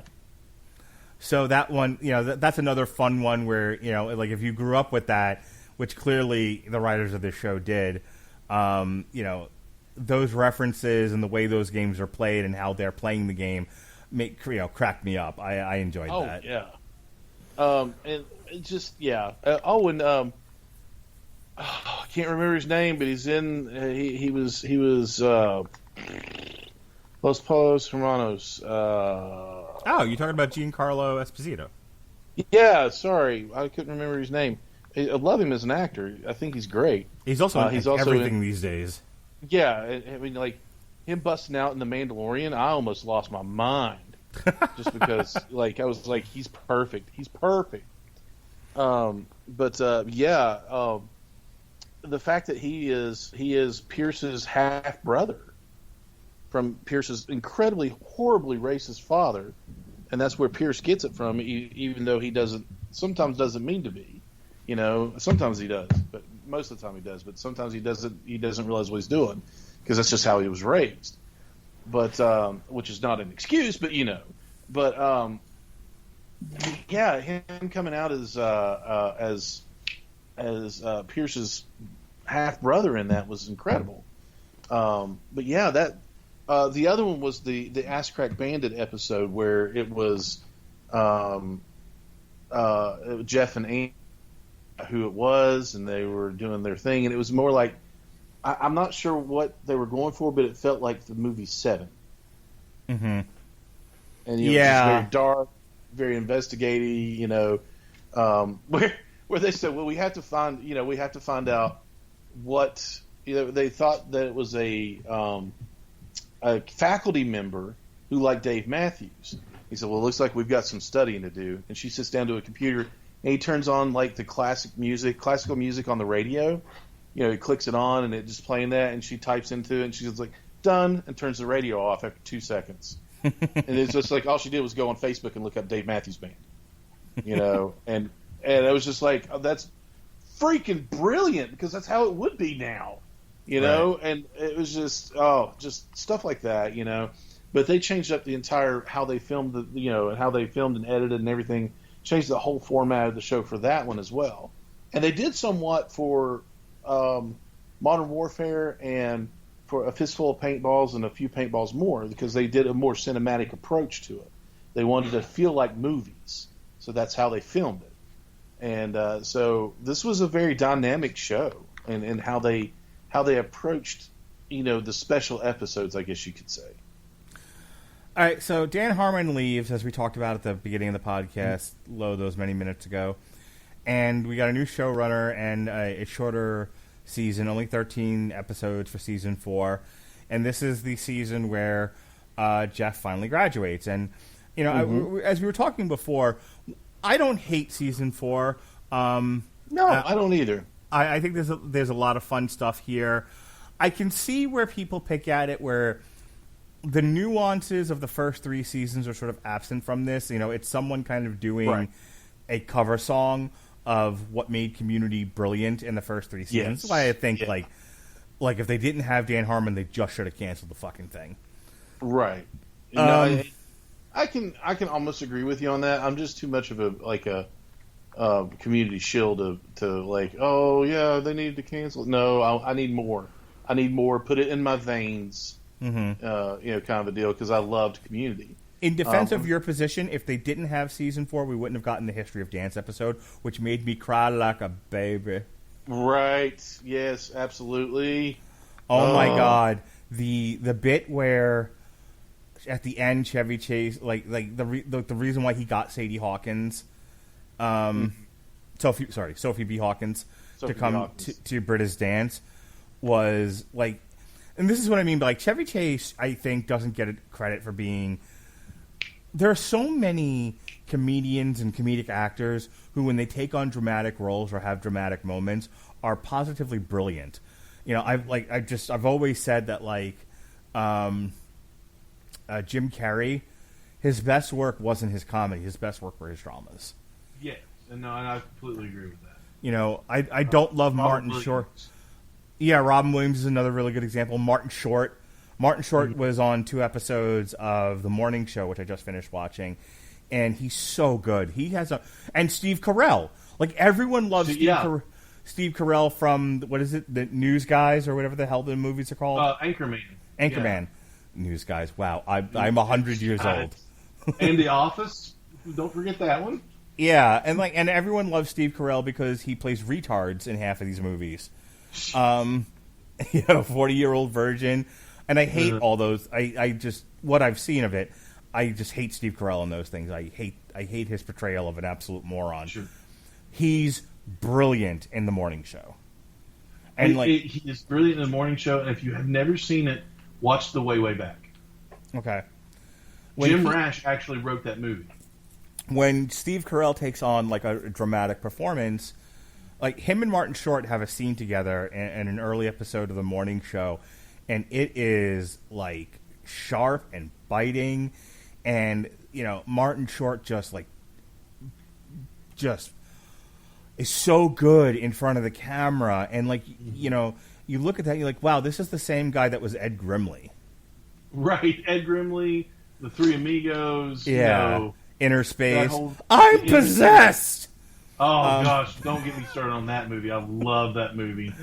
I keep wanting to do it as an on trial, but I can't get Paramount and Allspark Productions to fucking finish the Micronauts movie. Anyway, a little insight into my schedule and my mind. So Chevy Chase has a moment in History of Dance where Jeff's like, "How did you get Sophie B. Hawkins?" He's like, "You were giving her so much shit." Yeah, yes. Oh, he's like, who he said, who was the lead supplier of Moist Towel for Little Affair between this and this, and he's like, also, you're just really rough on her, and I wanted to, give you what for.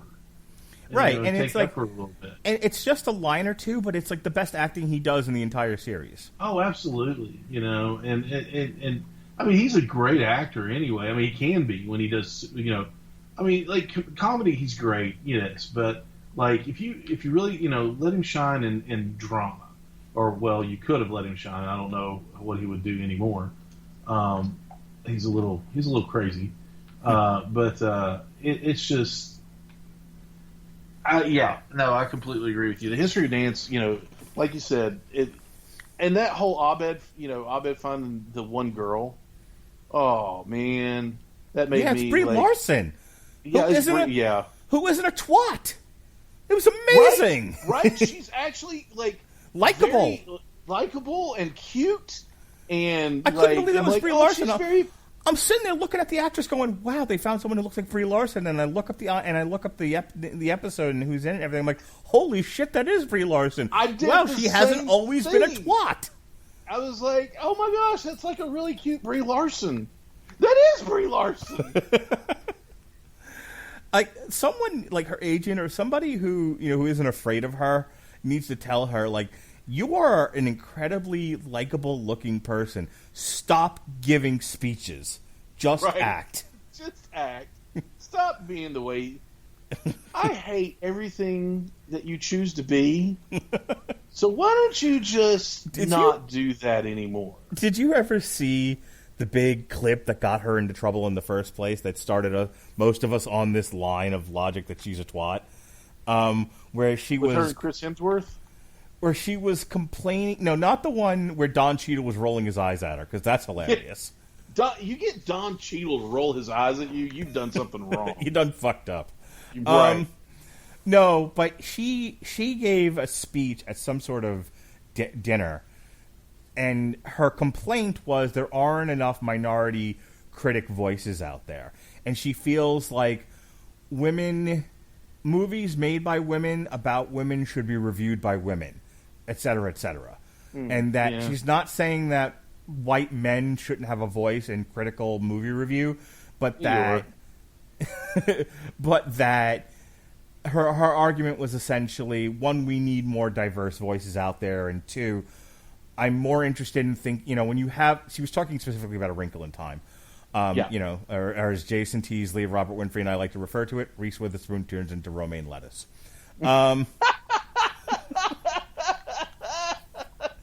Wow. Okay, I forgot anything ever about that. Do you want to build a snowman, Ronnie? I can play the hits all night. I'm fucking Journey over here. But yeah, she was referencing A Wrinkle in Time, and she went into this whole diatribe about how A Wrinkle in Time should be reviewed by black women because they would have a more valid opinion about the movie. And the Red Letter Media guys, two cisgendered white men, just ripped her a new one about it. Like, she sounds like such an asshole. But, her personage, her marketing around the time of Captain Marvel, and to a lesser extent Endgame, turned the entire nerd community against her. She was a raging witch through the whole thing. Yeah. She has RIB, man. Mm-hmm. RBF, RIB. She has runs batted in, RBIs. She has RBF. She has resting bitch face, dude. Because she always looks pissed off. She didn't always look like that, right? Obviously because you see her in Community. She actually was smiling. So the whole entire thing, she began to believe she was actually Carol Danvers, and she was this powerful. Right. And she doesn't come off like a twat. She also didn't come off like a twat in the King Kong movie either. Right. She was amazing in King Kong. I was like, man, she's really attractive. And she can act. Holy crap. I may have found a new, Hollywood crush. And then I was like, nope. She's awful. And then it's like, hey, tell us about Captain Marvel. Well, I really don't like white men. But, What? We missed a few steps here, Bree. Let's go back. Let's rewind. I was watching an episode of Family Guy recently, and it's the episode where Brian messes with Stewie's time machine. Do you ever watch Family Guy? Yeah. Right, so it's the episode where Brian starts taking dates into Stewie's time machine. Yeah. And he breaks it, and so now time is running backwards. And at one point, Stewie is watching a talk show where there's a conservative going, global warming is a myth. The world is getting colder. And just rants for 30 to 45 seconds. And then the host goes, what is your tax plan? I fucking died laughing. What is your tax plan? And so that's kind of... So people are like, where is he going with this? That was kind of Brie Larson for a while. Yeah. Brie Larson, tell us about this hero that you play in this movie, Captain Marvel. What's a Captain Marvel? White men, movies, the patriarchy. She turned into Gloria fucking Steinem on us. And it was like, no one asked you about any of this. She did. Absolutely, man. I mean, I agree to, that, you need to hear every voice. Everybody's got a voice. We need more diversity, blah, blah, blah. Okay. Go on absolutely. Politically Incorrect with Bill Maher, then. That is the venue for that sort of thing. Right. Here's the deal. You are paid to be a moving, living, breathing prop. Well, thank you, Alfred Hitchcock. Right. Go do your job. Make me laugh, make me cry, make me feel something. Mm-hmm. Usually, when I hear a celebrity or somebody going off on politics, I tend not to pay attention no matter what side it's on. Because it's usually uneducated, in my opinion. Yeah. And it's usually media biased. No, when I say uneducated, I mean unresearched. You go with what you hear. You go with the first thing you hear. You're outraged or you love it, depending on what the outcome of it is, without actually digging into it. And sadly that's become the rage with everyone anymore, not just celebrities or athletes or anybody. You hear one thing and that's gospel. Well, no, there's a lot of different resources out there, you should probably get to know at least a few of them. And just because somebody doesn't agree with you doesn't make them a Nazi or a snowflake. So getting back to, like, as much as people don't like season 4, there's like a lot of great episodes in this one. There is. We referenced it earlier. We have the Conventions of Space and Time, where we have the Mrs. Winger stuff and the convention. That's a great episode. While it's not the strongest at all, there are some gems in there. Sure. Let's put it this way. We all know how spotty my memory is. If I'm remembering details of that episode, it clearly stuck with me. Right, absolutely. The Thanksgiving episode where Abed's narrating it like the Shawshank Redemption. Yes, I forgot about that episode. Actually, that is a brilliant episode where Jeff meets his dad after years. Oh, so good. That was a little bit of a heart wrenching one too, or it could be. If it weren't for the little brother, the half brother. Ugh, that actor. You don't like him? He plays he's a fine enough actor and a very talented individual, and I like him on the show on HBO with the evangelical family, but he tends to play characters that annoy me. Okay. But yeah, that one's good. We talked about it already. The History of Dance is like one of my favorite episodes of the entire series. Like, I boohoo cried at the end of that one. The intro into Knots episode, where they have Malcolm McDowell at the Christmas party and they tie him to a chair. Oh my gosh! Throw back to Die Hard again. Mm-hmm. They got Abed the Die Hard T-shirt, A-shirt, whatever you want to call it, the wife beater shirt, like John McClane wears, and then somebody breaks a glass and he takes his shoes and socks off and looks at his feet and starts stepping on the glass, and you're like, what is wrong with you? But yeah, like that whole episode, Malcolm McDowell is just a phenomenal actor anyway, and he really I can't believe they got him for this. I can. I would say, like, one, if you're a working Hollywood actor and you just need to come in for like a day or two to film something, it's a gig. Yeah. And then if you can associate your name with a hit television show, even better. Yeah. I would say most actors would say that. One of my favorite episodes in this entire season, and this is why I kind of keep beating this drum, but like season 4 is stronger than I think people give it credit for. It is. Basic Human Anatomy, where Troy and Abed do Freaky Friday because Troy doesn't want to deal with breaking up with Britta. Right. And I'm like, wow, that's fucking brilliant. Mm-hmm. Well, I mean, it plays into, like, I like how Troy started out as the brainless, kind of mean jock, but turned into, he's just a big nerd and just as insecure as Abed and all the others, Mm-hmm. And he really comes into his own as a character that way. But I loved like Abed talking to Britta, but Abed doing Troy. Oh, so good.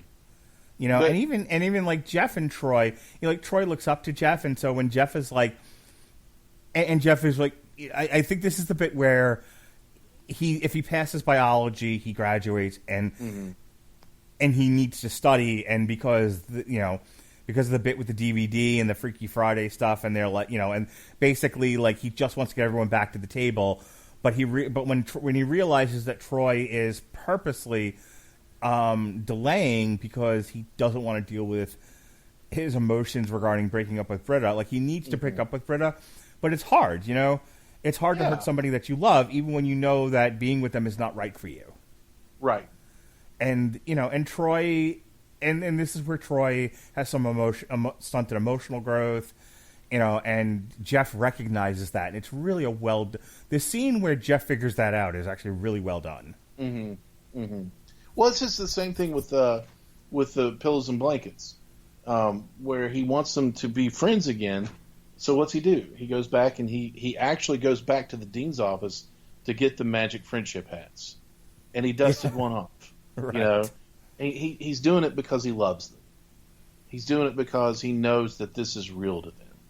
So he wants them to be friends again. He wants everything to go back to normal. So he does what he has to do. He's growing. He's learning. who these people are and how he can deal with them, and not just deal with them, but live with them and love them for who they are. I wish this had. I'm sorry. Go ahead. Oh no, you go right ahead. I wish this had been the season finale because the next 2 episodes are so stupid they should be studied. Which ones was that? I can't remember.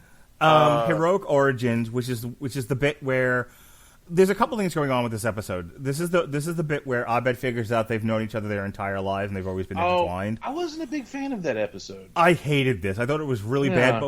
But it was positively Lord of the Rings compared to the resolution of Chang taking over the school.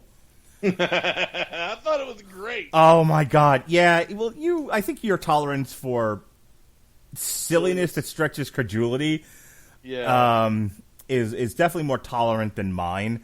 Because the whole thing with Chang this entire season, I hated. He has an army of kids working for him. Where are their parents? I couldn't handle it.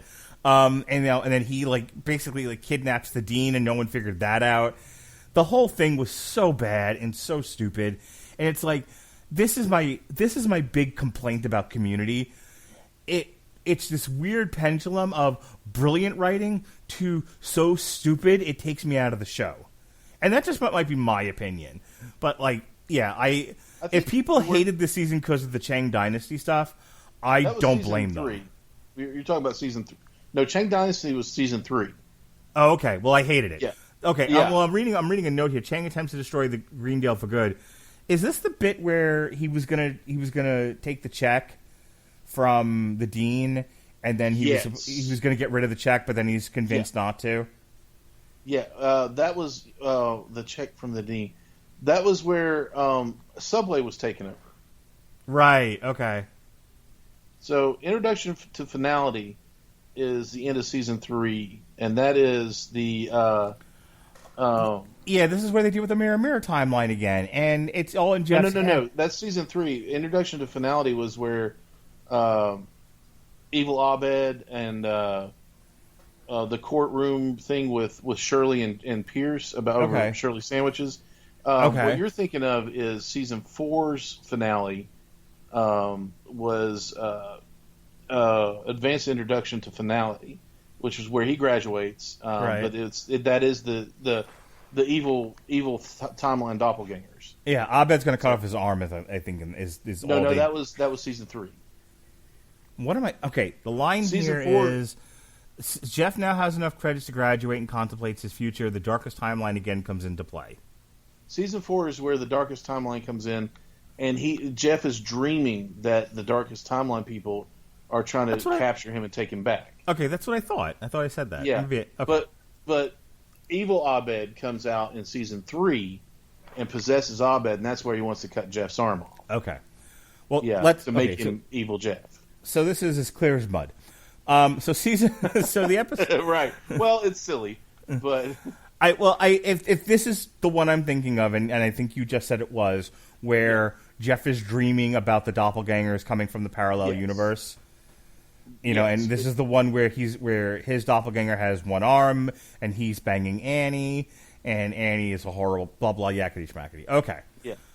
Troy has no voice, yada yada yada, and this is all in Jeff's head. He tried to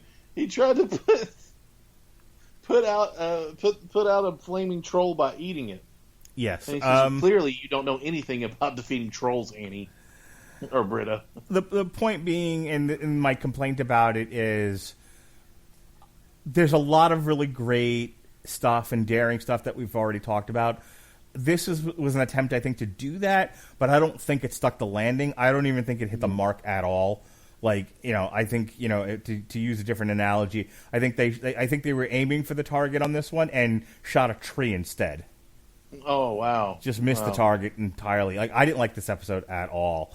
And so, I was somewhat sympathetic. I was somewhat sympathetic to people who thought season 4 was the gas leak season. But there's so much good in the season that I'm like, it's not all bad. It just sort of goes off a cliff at the end. Well, they jump on that Harmon bandwagon of, well, if you're getting rid of Harmon, it's going to suck. Right. And I mean, unfortunately, people do that. They immediately, while not having Harmon there, the show suffered when Dan Harmon wasn't there to be the showrunner. It absolutely did suffer. It didn't suffer as bad as you thought it was going to suffer, though. If you ask me, I mean, as far as it goes, season 6, while I still enjoyed it, is the weakest of them all. Sure. Whereas 4 actually lines up, man, and I like a lot of the episodes in it. Right. But it definitely should have been the end of the letter. series. If they didn't end the series with 3, while they were still like reaching their, while they were still at the height of heights, the height of their powers, they should have definitely killed it after season 4. Once Jeff's story was told, Jeff's story is the thrust of the show, and I think once Jeff got his degree and could go back to law, but he decides, I'm not going to go back to practicing the kind of law I was before, where I was a scumbag. I'm going to try to make the world a better place and be a better person. I firmly believe, and this is why probably I wouldn't make a good studio executive. Let me reference the Big Bang Theory here for a second. The Big Bang Theory ended about when it should have. It could have kept going if they decided not to end it the way that they did. But once Sheldon got his Nobel Peace Prize, that was it. The show's over. There's nowhere to go after that. Right. Because that was the thrust of the show that didn't have to do with Penny and Leonard, which had been resolved 8 times over already. Right. And Sheldon was married at that point as well, wasn't he? Yeah. No, I mean, like the two thrusts of the show were Sheldon in pursuit of the Nobel Peace Prize and the impediments along the way, and Leonard trying to bed Penny. And once Leonard and Penny got married and were going to stay together and became comfortable in their relationship, like even Stewart at one point says, like, you've made each other better people. Their story is told. The show could have, if that was all the show was, the fucking show's over. Right. Absolutely. Now, beyond that, now you're just, and that's my point with season 5. Now you're just finding new reasons to keep the show going because it does well in the ratings and it earns a lot of ad money, but the story is told. Right. However, the second thrust of the show, Sheldon in pursuit of the Nobel Peace Prize and him sort of evolving from wooden boy to real boy over the course of 90,000 seasons that it was the other thrust. And then when Jim Parsons was like, I'm going to go do Hollywood and I'm going to do, all these other things that I'm doing, I'm going to be gay in every possible thing I can be. Good for you, Jim Parsons. I haven't seen him in Hollywood anything. Oh, no. Did you watch Hollywood? I don't know if you'd like Hollywood. It's a Netflix show. Oh, he was in the actual show Hollywood. Yeah. But he's also in the movie about the Netflix show with Zac Efron about Ted Bundy, and he's in a whole bunch of stuff. And like I said, he is gay as gay could be, and proud of it, and good for Jim Parsons. He was also in the Muppets movie. Was with he? Jason Segel. I vaguely remember that. In any case, lay down, buddy. Once he got the Nobel Prize and realized that the real reward was the relationships he'd formed over the 15 years the show was on. Like, okay, it ended perfectly. Like, the Big Bang Theory really does end perfectly. Yeah. And I feel like they had an opportunity to end Community with, and this is the point that I'm trying to make, Jeff's story was told. He came for the degree, he got the degree, but along the way he became a better person through virtue of the study group. That's it. There's nothing more to talk about here. Move the fuck on. And it's weird because Community didn't do that well in the ratings. Right. I don't understand why they kept it around. We talked about this earlier. I can only assume they were like, let's do one more season to make the fans happy, but I don't know beyond that why they would have kept this going. Well, I mean, it did better in the ratings than you think. It also had a lot to contend with because they kept moving around, and then they finally moved it to Friday night or something like that. Well, and that was the nail in the coffin. I was going to say that's death for a television show. Once it starts roaming like Jews in the desert, and then it goes to Fridays. Unless it's the 80s and you're on ABC, you're dead. Yeah. So they did that to them, and nobody knew why. So they canceled it. And that's why they moved season 6 to Yahoo, and which could be good, I mean, it could have been good, could have been bad. It was, in my opinion, neither. I mean, like, I'm glad there was a season 6 because it did wrap up a few things, like Jeff and Annie. It put a finality to their kind of a finality. You know, they have the whole will they, won't they, the entire time. You know, and that at the end, the best they could do was, well, we would have. So season 5, and I hate this about television, when you have to write backwards into a reason why the character is still around. Like, Cheers went on forever, right? But none of those characters, you know, like, I think Shelley Long left the show. The one, I think Mac, like, if that's his name, I think he passed away or whatever. Yeah. But you know, everybody else stayed on that show, and there was never any reason for them to leave. And even in the finale, they're all still around. You know, and, you know, you have the last shot of Sam walking out of the bar going, you know, I'm the luckiest bastard in the world or something like that. So, like, okay, so I'm okay when there's a natural reason for everyone to be on the show. Right. I'm not okay with, well, we wrote a show where a guy has to get his bachelor's degree and then go back to being a lawyer, and that's all he's talked about for 4 seasons. And now we're there, and they're like, well, the show's going to keep going, so you have to find a reason for him to come back to the school. I'm like, this is stupid. Well, I mean, it wasn't stupid. It was a bit of a reach, yes. But it wasn't stupid to me because he ended up loving that place so much that he went back, and he didn't want to admit it, but he did love that place, and that's where he grew, and that's where he's met his family. You know, he has a new family now because of that school. So I don't believe that him as a character would have really done that. Really, I'm not convinced. First of all, he wasn't being drafted to Vietnam. You know, he was just going back to work as a lawyer. He could have seen these people anytime he wanted. Correct. Yes, to a point, because they changed him. He was a scummy lawyer.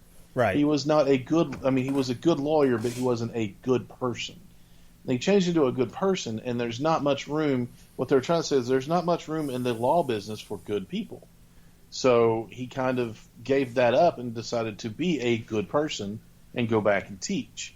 Now, what I felt was the ultimate reach was bringing everybody else back to start taking classes again that 5th year. Yeah, that. Like, why are you taking classes here? And finally, there was like, you know, Danny Glover was like, I have to move on. There are other things out there to do. And right. And did you catch the Zach Braff reference in that season? Go ahead. So, okay, they're talking about Scrubs. And this was before anybody knew that Donald Glover was going to leave in the 5th season.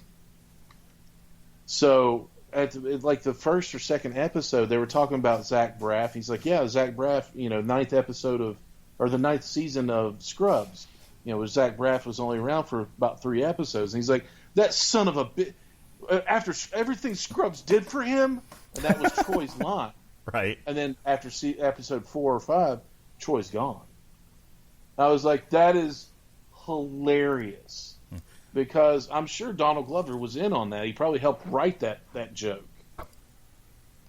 So, and being in on that joke, I mean, like I think that's brilliant because they knew, but nobody else knew. I'm sure it was like out in the news or whatever, but that he was going to leave after this season, you know, which was good and bad. I mean, like, I'm glad that Donald Glover went on to other things, but, you know, I did miss Troy in the rest of that season. But, you know, it led to some other funny bits that were played along, you know, in the rest of season 5 and season 6. So the first episode that jumps out at me, the Ass Crack Bandit, is episode number 3. We talked about that earlier. That's a funny one.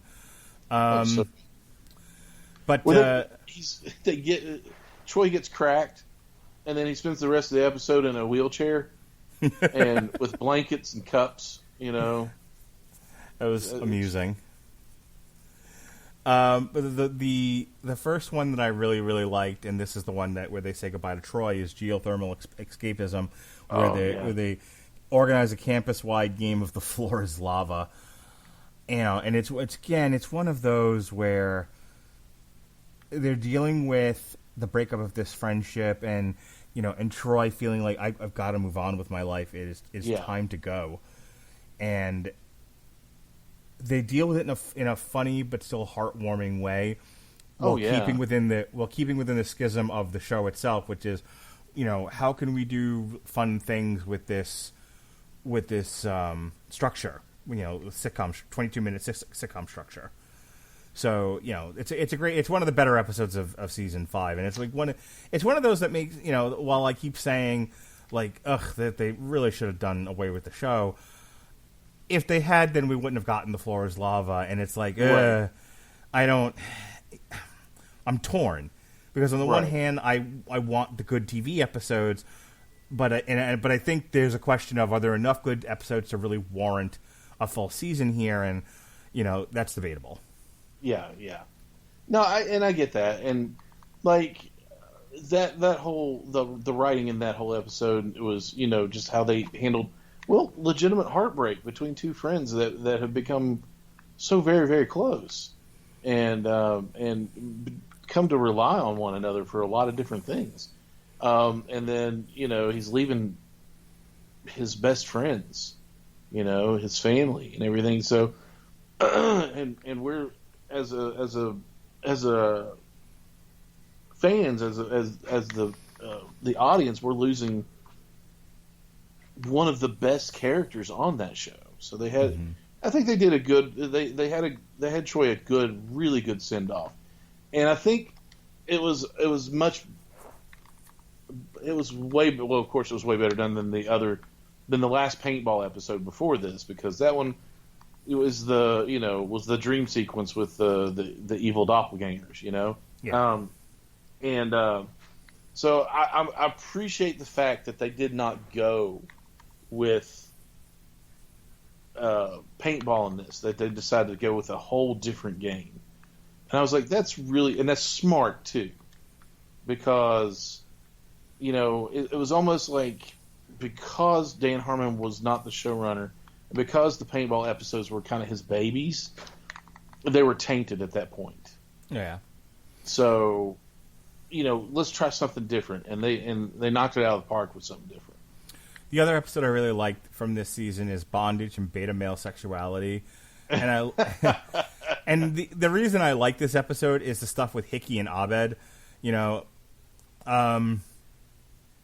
Hickey was a great character. I don't care what anybody says. Oh yeah, he was a great addition to the cast. No, for sure. Hickey is drawing. Abed comes into his office, accidentally ruins his drawings, and so Hickey feels like he's an entitled, spoiled child, and so he handcuffs him so that he'll miss his movie, and Abed throws a tantrum. But the power dynamic shifts between the two of them back and forth, where Abed. There's a great episode of Family Guy where Stewart just runs down this therapist that he's seeing. He does a long monologue. My wife hates this episode. But he does a long monologue just looking around at the details of the therapist's office and being able to just tear apart his life. And he's spot on. And that's kind of Abed's thing. There's another episode in a previous season where Abed does that to a bunch of women until it gets out of control.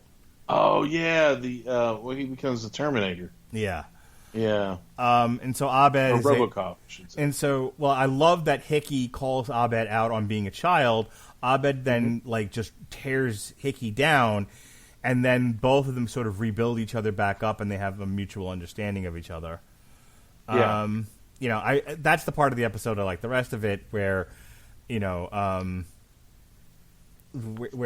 John Oliver's trying to hit on Britta, I was like, meh. Yeah, I fast forwarded through a lot of that to get to the Hickey Abed stuff. The next one we talked about already was the Meow Beans. Meow Beans. Yeah. Another one where the campus fell apart. The future, dystopian future. Black Mirror. Oh man, so good. I'll let you talk about the Dungeons and Dragons episode. I actually thought was, I don't know if it was stronger, but definitely equally as strong as the first one. Absolutely. You know, I love this episode because it really is about a boy and his father. Yeah. And D&D is just sort of the rap. You know, D&D is the reason for the episode, but the episode is really about them two and their relationship with each other. And that's the stuff that got to me. What did you think of the episode?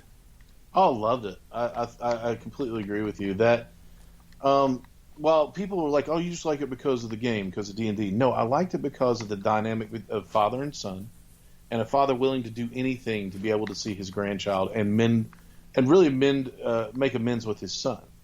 You know, in doing that. You know, they're so much like each other in that they're so hard-headed that neither one of them will give, you know, will give any leeway, you know, and so using something as silly as a D&D game to repair those relationships, I thought it was phenomenal. It was such good writing, and Hickey,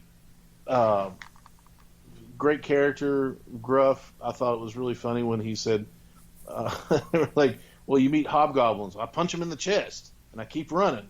What? I punch him in the chest. It's like, oh, okay.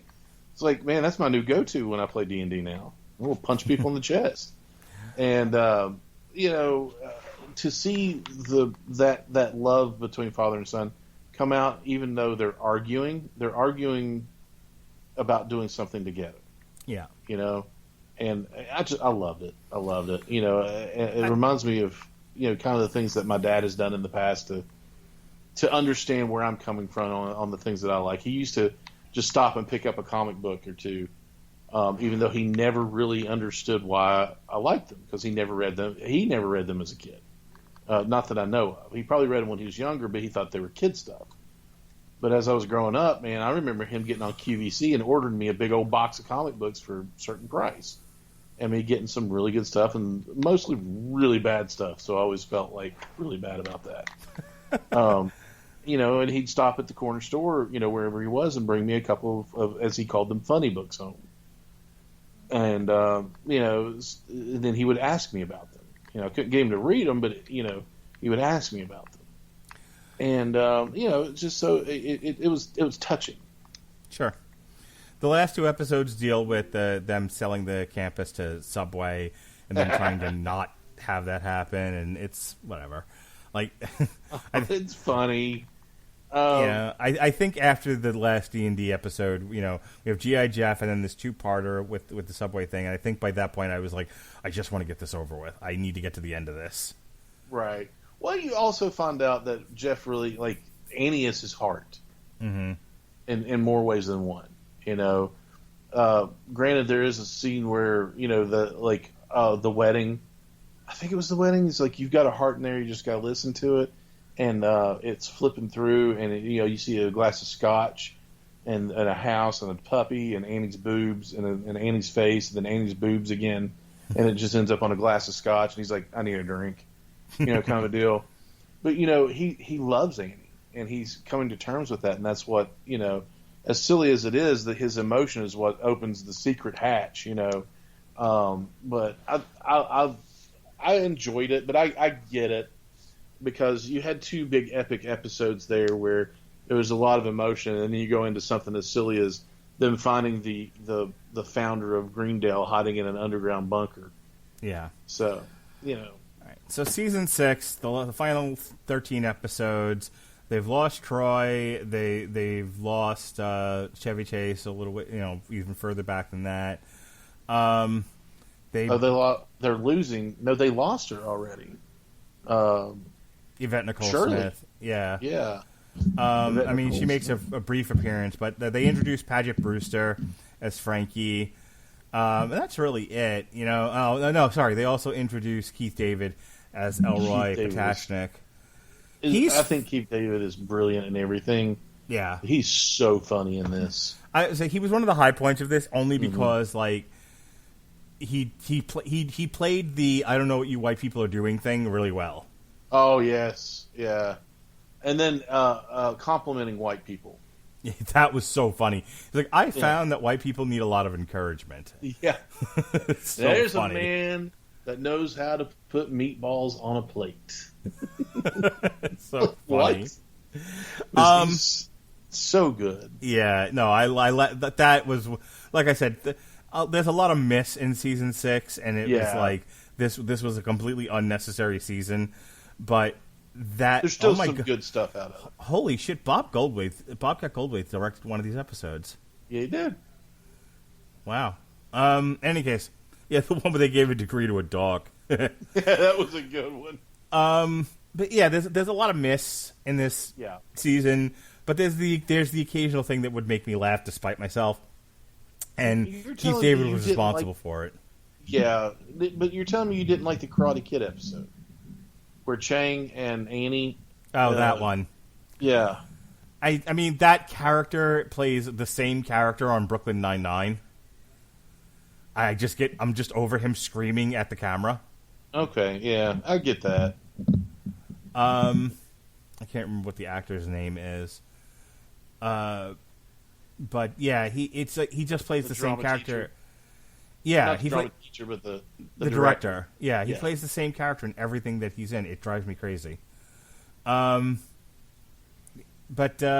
just looking at some of the one episode that stands out to me in this entire season was the one where they're where they're driving the RV with the the giant hand. Yeah, I actually really liked that episode. I did too. This is the one with the grifter. We were talking about that earlier. Mm-hmm. That's a fun episode.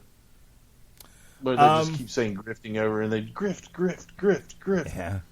And then, for some reason, I've never understood this. I laughed at it, and then I was like, why am I laughing at this? I don't get what they're saying. With the end of it where Frankie goes, let's go get some hot dogs. And they're all like chanting hot dogs at the end. And I'm like, why do I find that funny? I don't understand it. So that was one of the ones that made me question why I was laughing at it. Modern Espionage is the one we talked about earlier, where they reference the fact that they keep destroying the school with paintball. Gosh, and, so good. And they're actually involved in an underground paintball game. The janitors are involved. That actually made me laugh, and that was funny. Yeah, and Jim Rash was really good in that one too. He takes on the whole elevator full of thugs, like headbutts them and kicks them, and like it goes super spy on them.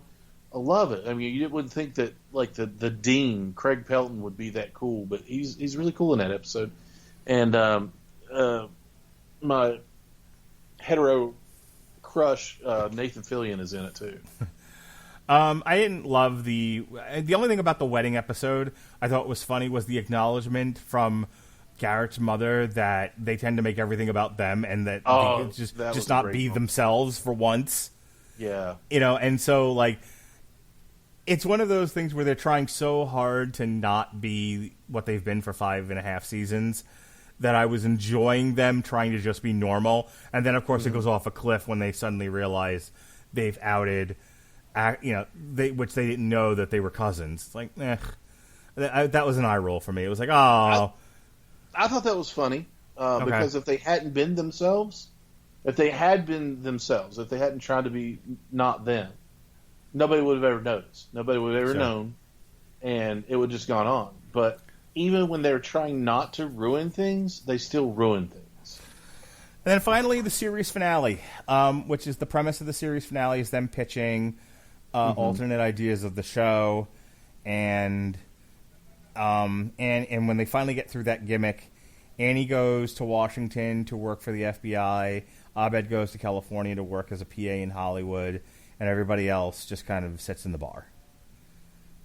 Keith David takes off. I think Keith David goes to, I can't remember where, he was leaving. He went somewhere else. He was going to a job, he said he found a job through LinkedIn. Mm-hmm. Like, wow, you actually use LinkedIn? He's like, no. LinkedIn is giving me a job to find out why people don't use them. And I was like rolling at that.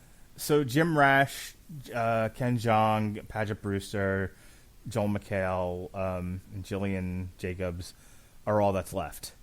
Mm-hmm. And they're just hanging out in the bar. And I referenced Cheers earlier. It was kind of like that.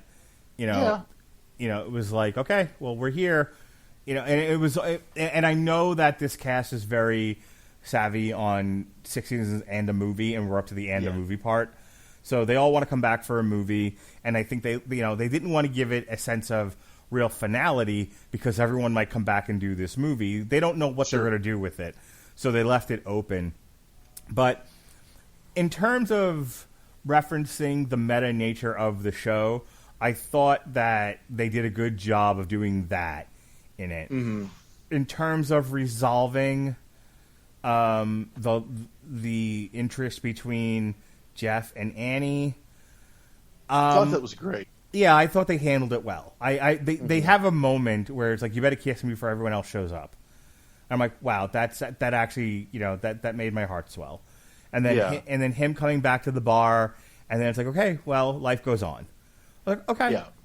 I don't know how else. I mean, other than ending it when they did, where they did, which I've now said 1,000 times on this podcast, I don't know how else you end the show. There was only two ways to do it: this way, or the way they did it at the end of season 4, where Jeff just goes off to be a lawyer. Right. I mean, there's not many ways you can end that unless you go something really crazy, in a Who Shot JR sense, and burn the school down. Or go to Melrose Place and just blow the school up. Yeah, just go full Melrose on it, and then or have somebody the alternate ending to Clerks, and have somebody come in to rob the bar and shoot everybody. So there's not many places you can go with that. And did you know about that alternate ending to Clerks? Yes. Yeah, that's very dark. I'm glad that Kevin Smith decided to go the other way with it. But still, it was a brilliant ending, too. But it was just one of those things where, it was a good ending.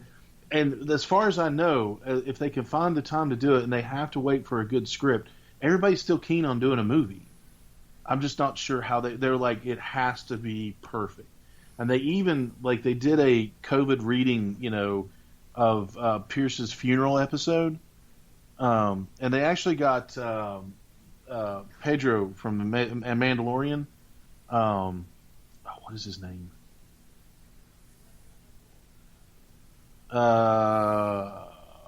Pedro Pascal. They got him to read a part with them. So, because Walter Goggins wasn't available, so they got him to read Walter Goggins' part. And at the end, they were like, you could tell every one of them missed that show, missed this relationship that they had with one another.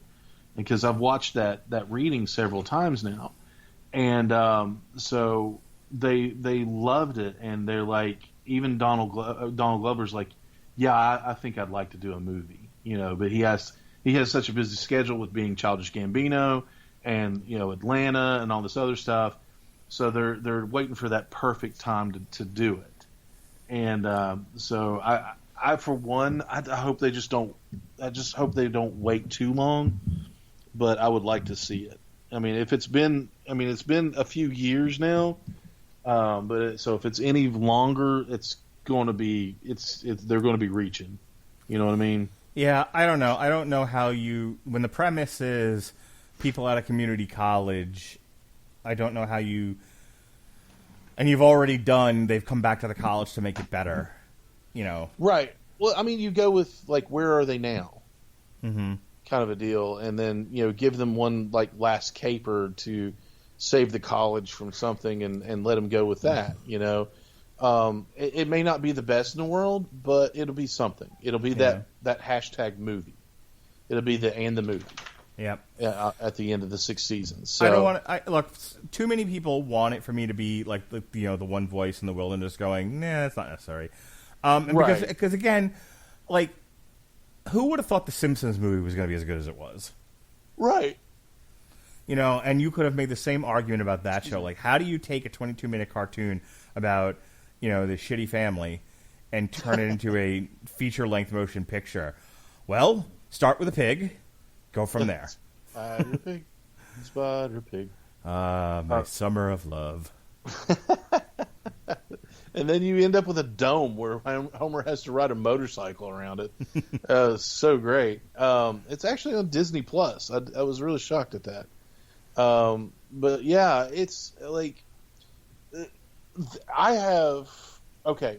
So through the first part of the COVID, stay-at-home orders that we had here in North Carolina, I set up my little home office, and with my work computer, and I would flip my iPad up, plug it in, and just let Community run in the background, because that was my comfort show.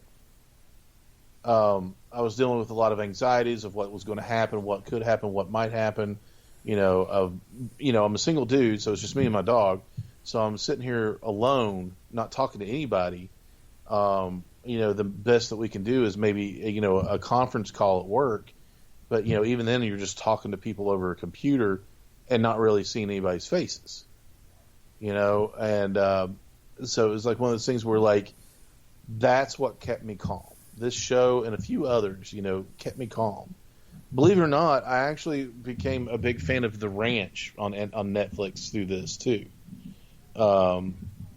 Which is a weird thing for me to say, but it's just one of those things where, like, oh my gosh, Community's on Netflix. I gotta watch this, and I just started cycling through it. First it was on Hulu, and then it was on Netflix, so I just kept on rolling through it. That way I didn't have to watch The Tiger King again, or any of these other ridiculous things that are on there. I could watch something I was familiar with, and it gave me comfort. And that's where I kind of am with Community. I relate to a couple of the characters on there.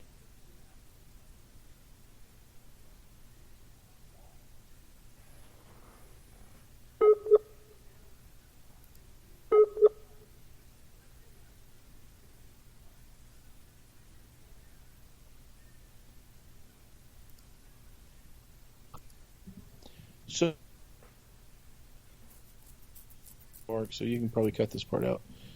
But yeah, through working at home, Community was just playing in the background, because it was relatable, it was comfortable, and it was good, So I appreciate Dan Harmon, even through the tough time that he had with Chevy Chase.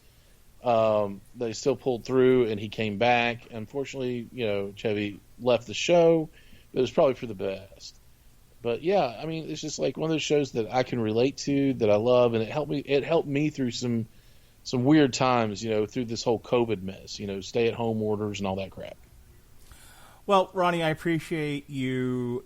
I always say, even though it's my network and I pick a majority of what we talk about on here, and then I find people that are interested in the subject matter, I'm always open to other people's suggestions. I would have never watched not Big Bang Theory. I would have never have watched Breaking Bad had other people not suggested it to me. I would have never watched, quite frankly, I would have never watched The Shield had my friends back then not said, hey, you like Oz and you like The Wire. Well, this is like that, but on FX. Okay. Yeah. I watched Justified because that was a suggestion from, they're like, hey, did you like The Shield? Well, this is The Shield, but, in the country. Okay. Yeah, that's very true. There's people suggest things to me. Winfrey suggests stuff to me, and like, you're all smart people who have pretty good taste in things. I generally like what you guys pitch me. So when you were like, you should watch Community and we should talk about it, I was open to it. Like, I think I have a sort of I'm very busy with the stuff that I'm already doing. So it's hard for me to break up, like I've had a break recently, so I've gotten to watch like Mrs. America and The Morning Show and, and some stuff. And a little ways back, I had a break where I could actually watch other stuff. So that's when I watched Hollywood. And so occasionally I can watch stuff, but I'm always open to suggestion, and especially if it's something that people want to come on the podcast and talk about. I'm always saying, like, whatever it is you're passionate about, I'll be passionate about too, if you're passionate about it. Like, if you're really into something and you want to come and talk about it, well, then I'll be open and excited to talk about it too. When people suggest stuff to me and they're not passionate about it, that's fucking death. But no, I get it. But yeah, I would be open to anything else you want to suggest down the line, and tell everybody else. We'll pencil it in. We'll figure out a time to do it. I was happy to have you back. We missed the Screaming Boy. We miss your podcast. We miss you. I miss you guys very much. As I told Jesse, I know I drove you away. It's fine. I'm sorry. You didn't drive me away. But you are doing other things besides podcasting that involve streaming. So So quick plug that, and then we'll get out of here. Okay. Well, now I actually stream our Dungeons and Dragons games on Tuesday night on Twitch, and the Twitch channel is called Misfits and Miscreants. So while you're like, why would I watch watch a bunch of people play Dungeons and Dragons? Well, because the group I have is very dynamic and they're very good, and they're a lot of fun. They have fun. We are telling a story together, so I'm trying to get them they're playing their characters, we're telling the story, we're actually running through a campaign called Curse of Strahd, which is a very gothic horror, vampire-centered story.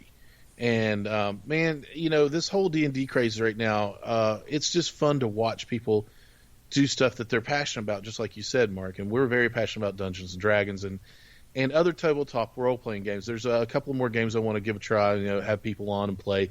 Call of Cthulhu, Kids on Bikes, Monster of the Week. There's a lot of stuff out there that is a lot of fun, and, it's just creativity. And, it's an art in its own to tell a story like this and leave your fate and the fate of your character that these people grow to love in the hands of rolling dice. It's a lot of fun.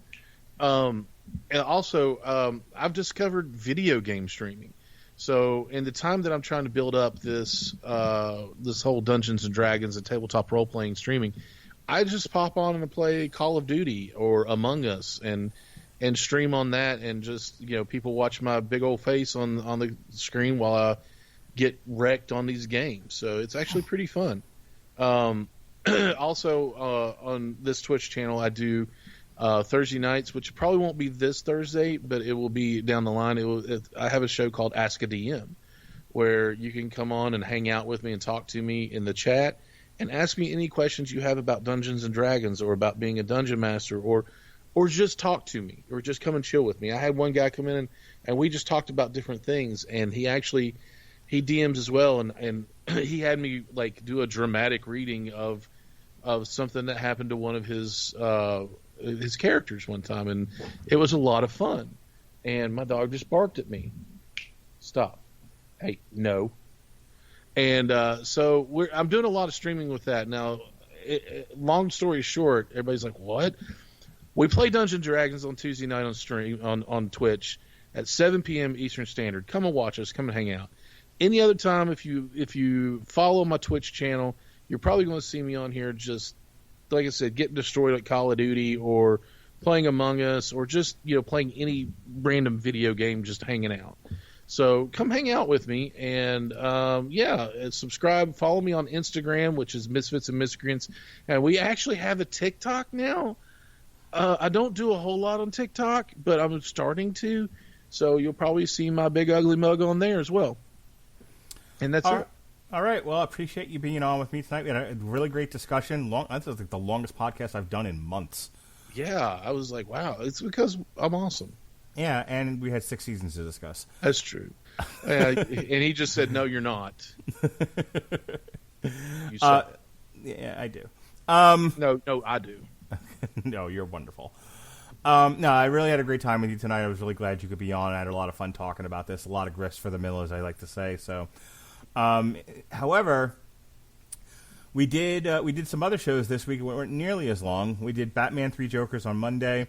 Myself and Jesse start to review Public Enemy, What You Gonna Do When the Grid Goes Down, and tomorrow we are moving on to Chapter 13 of our boxing series, looking at the real deal Evander Holyfield.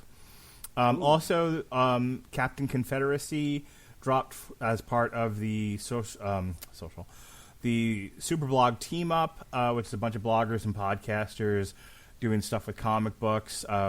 This time it was two different themes. One was creators and one was what if, and we did what if, and the story takes place in what if the South had won the Civil War. So, Captain Confederacy. Apparently, it's being pretty well received, so I hope people enjoy that. Last week, we did My Little Pony Transformers, AEW Winter is Coming, NXT TakeOver War Games, Clutch, the Weathermaker Series Volume 1, and The Crown Season 4.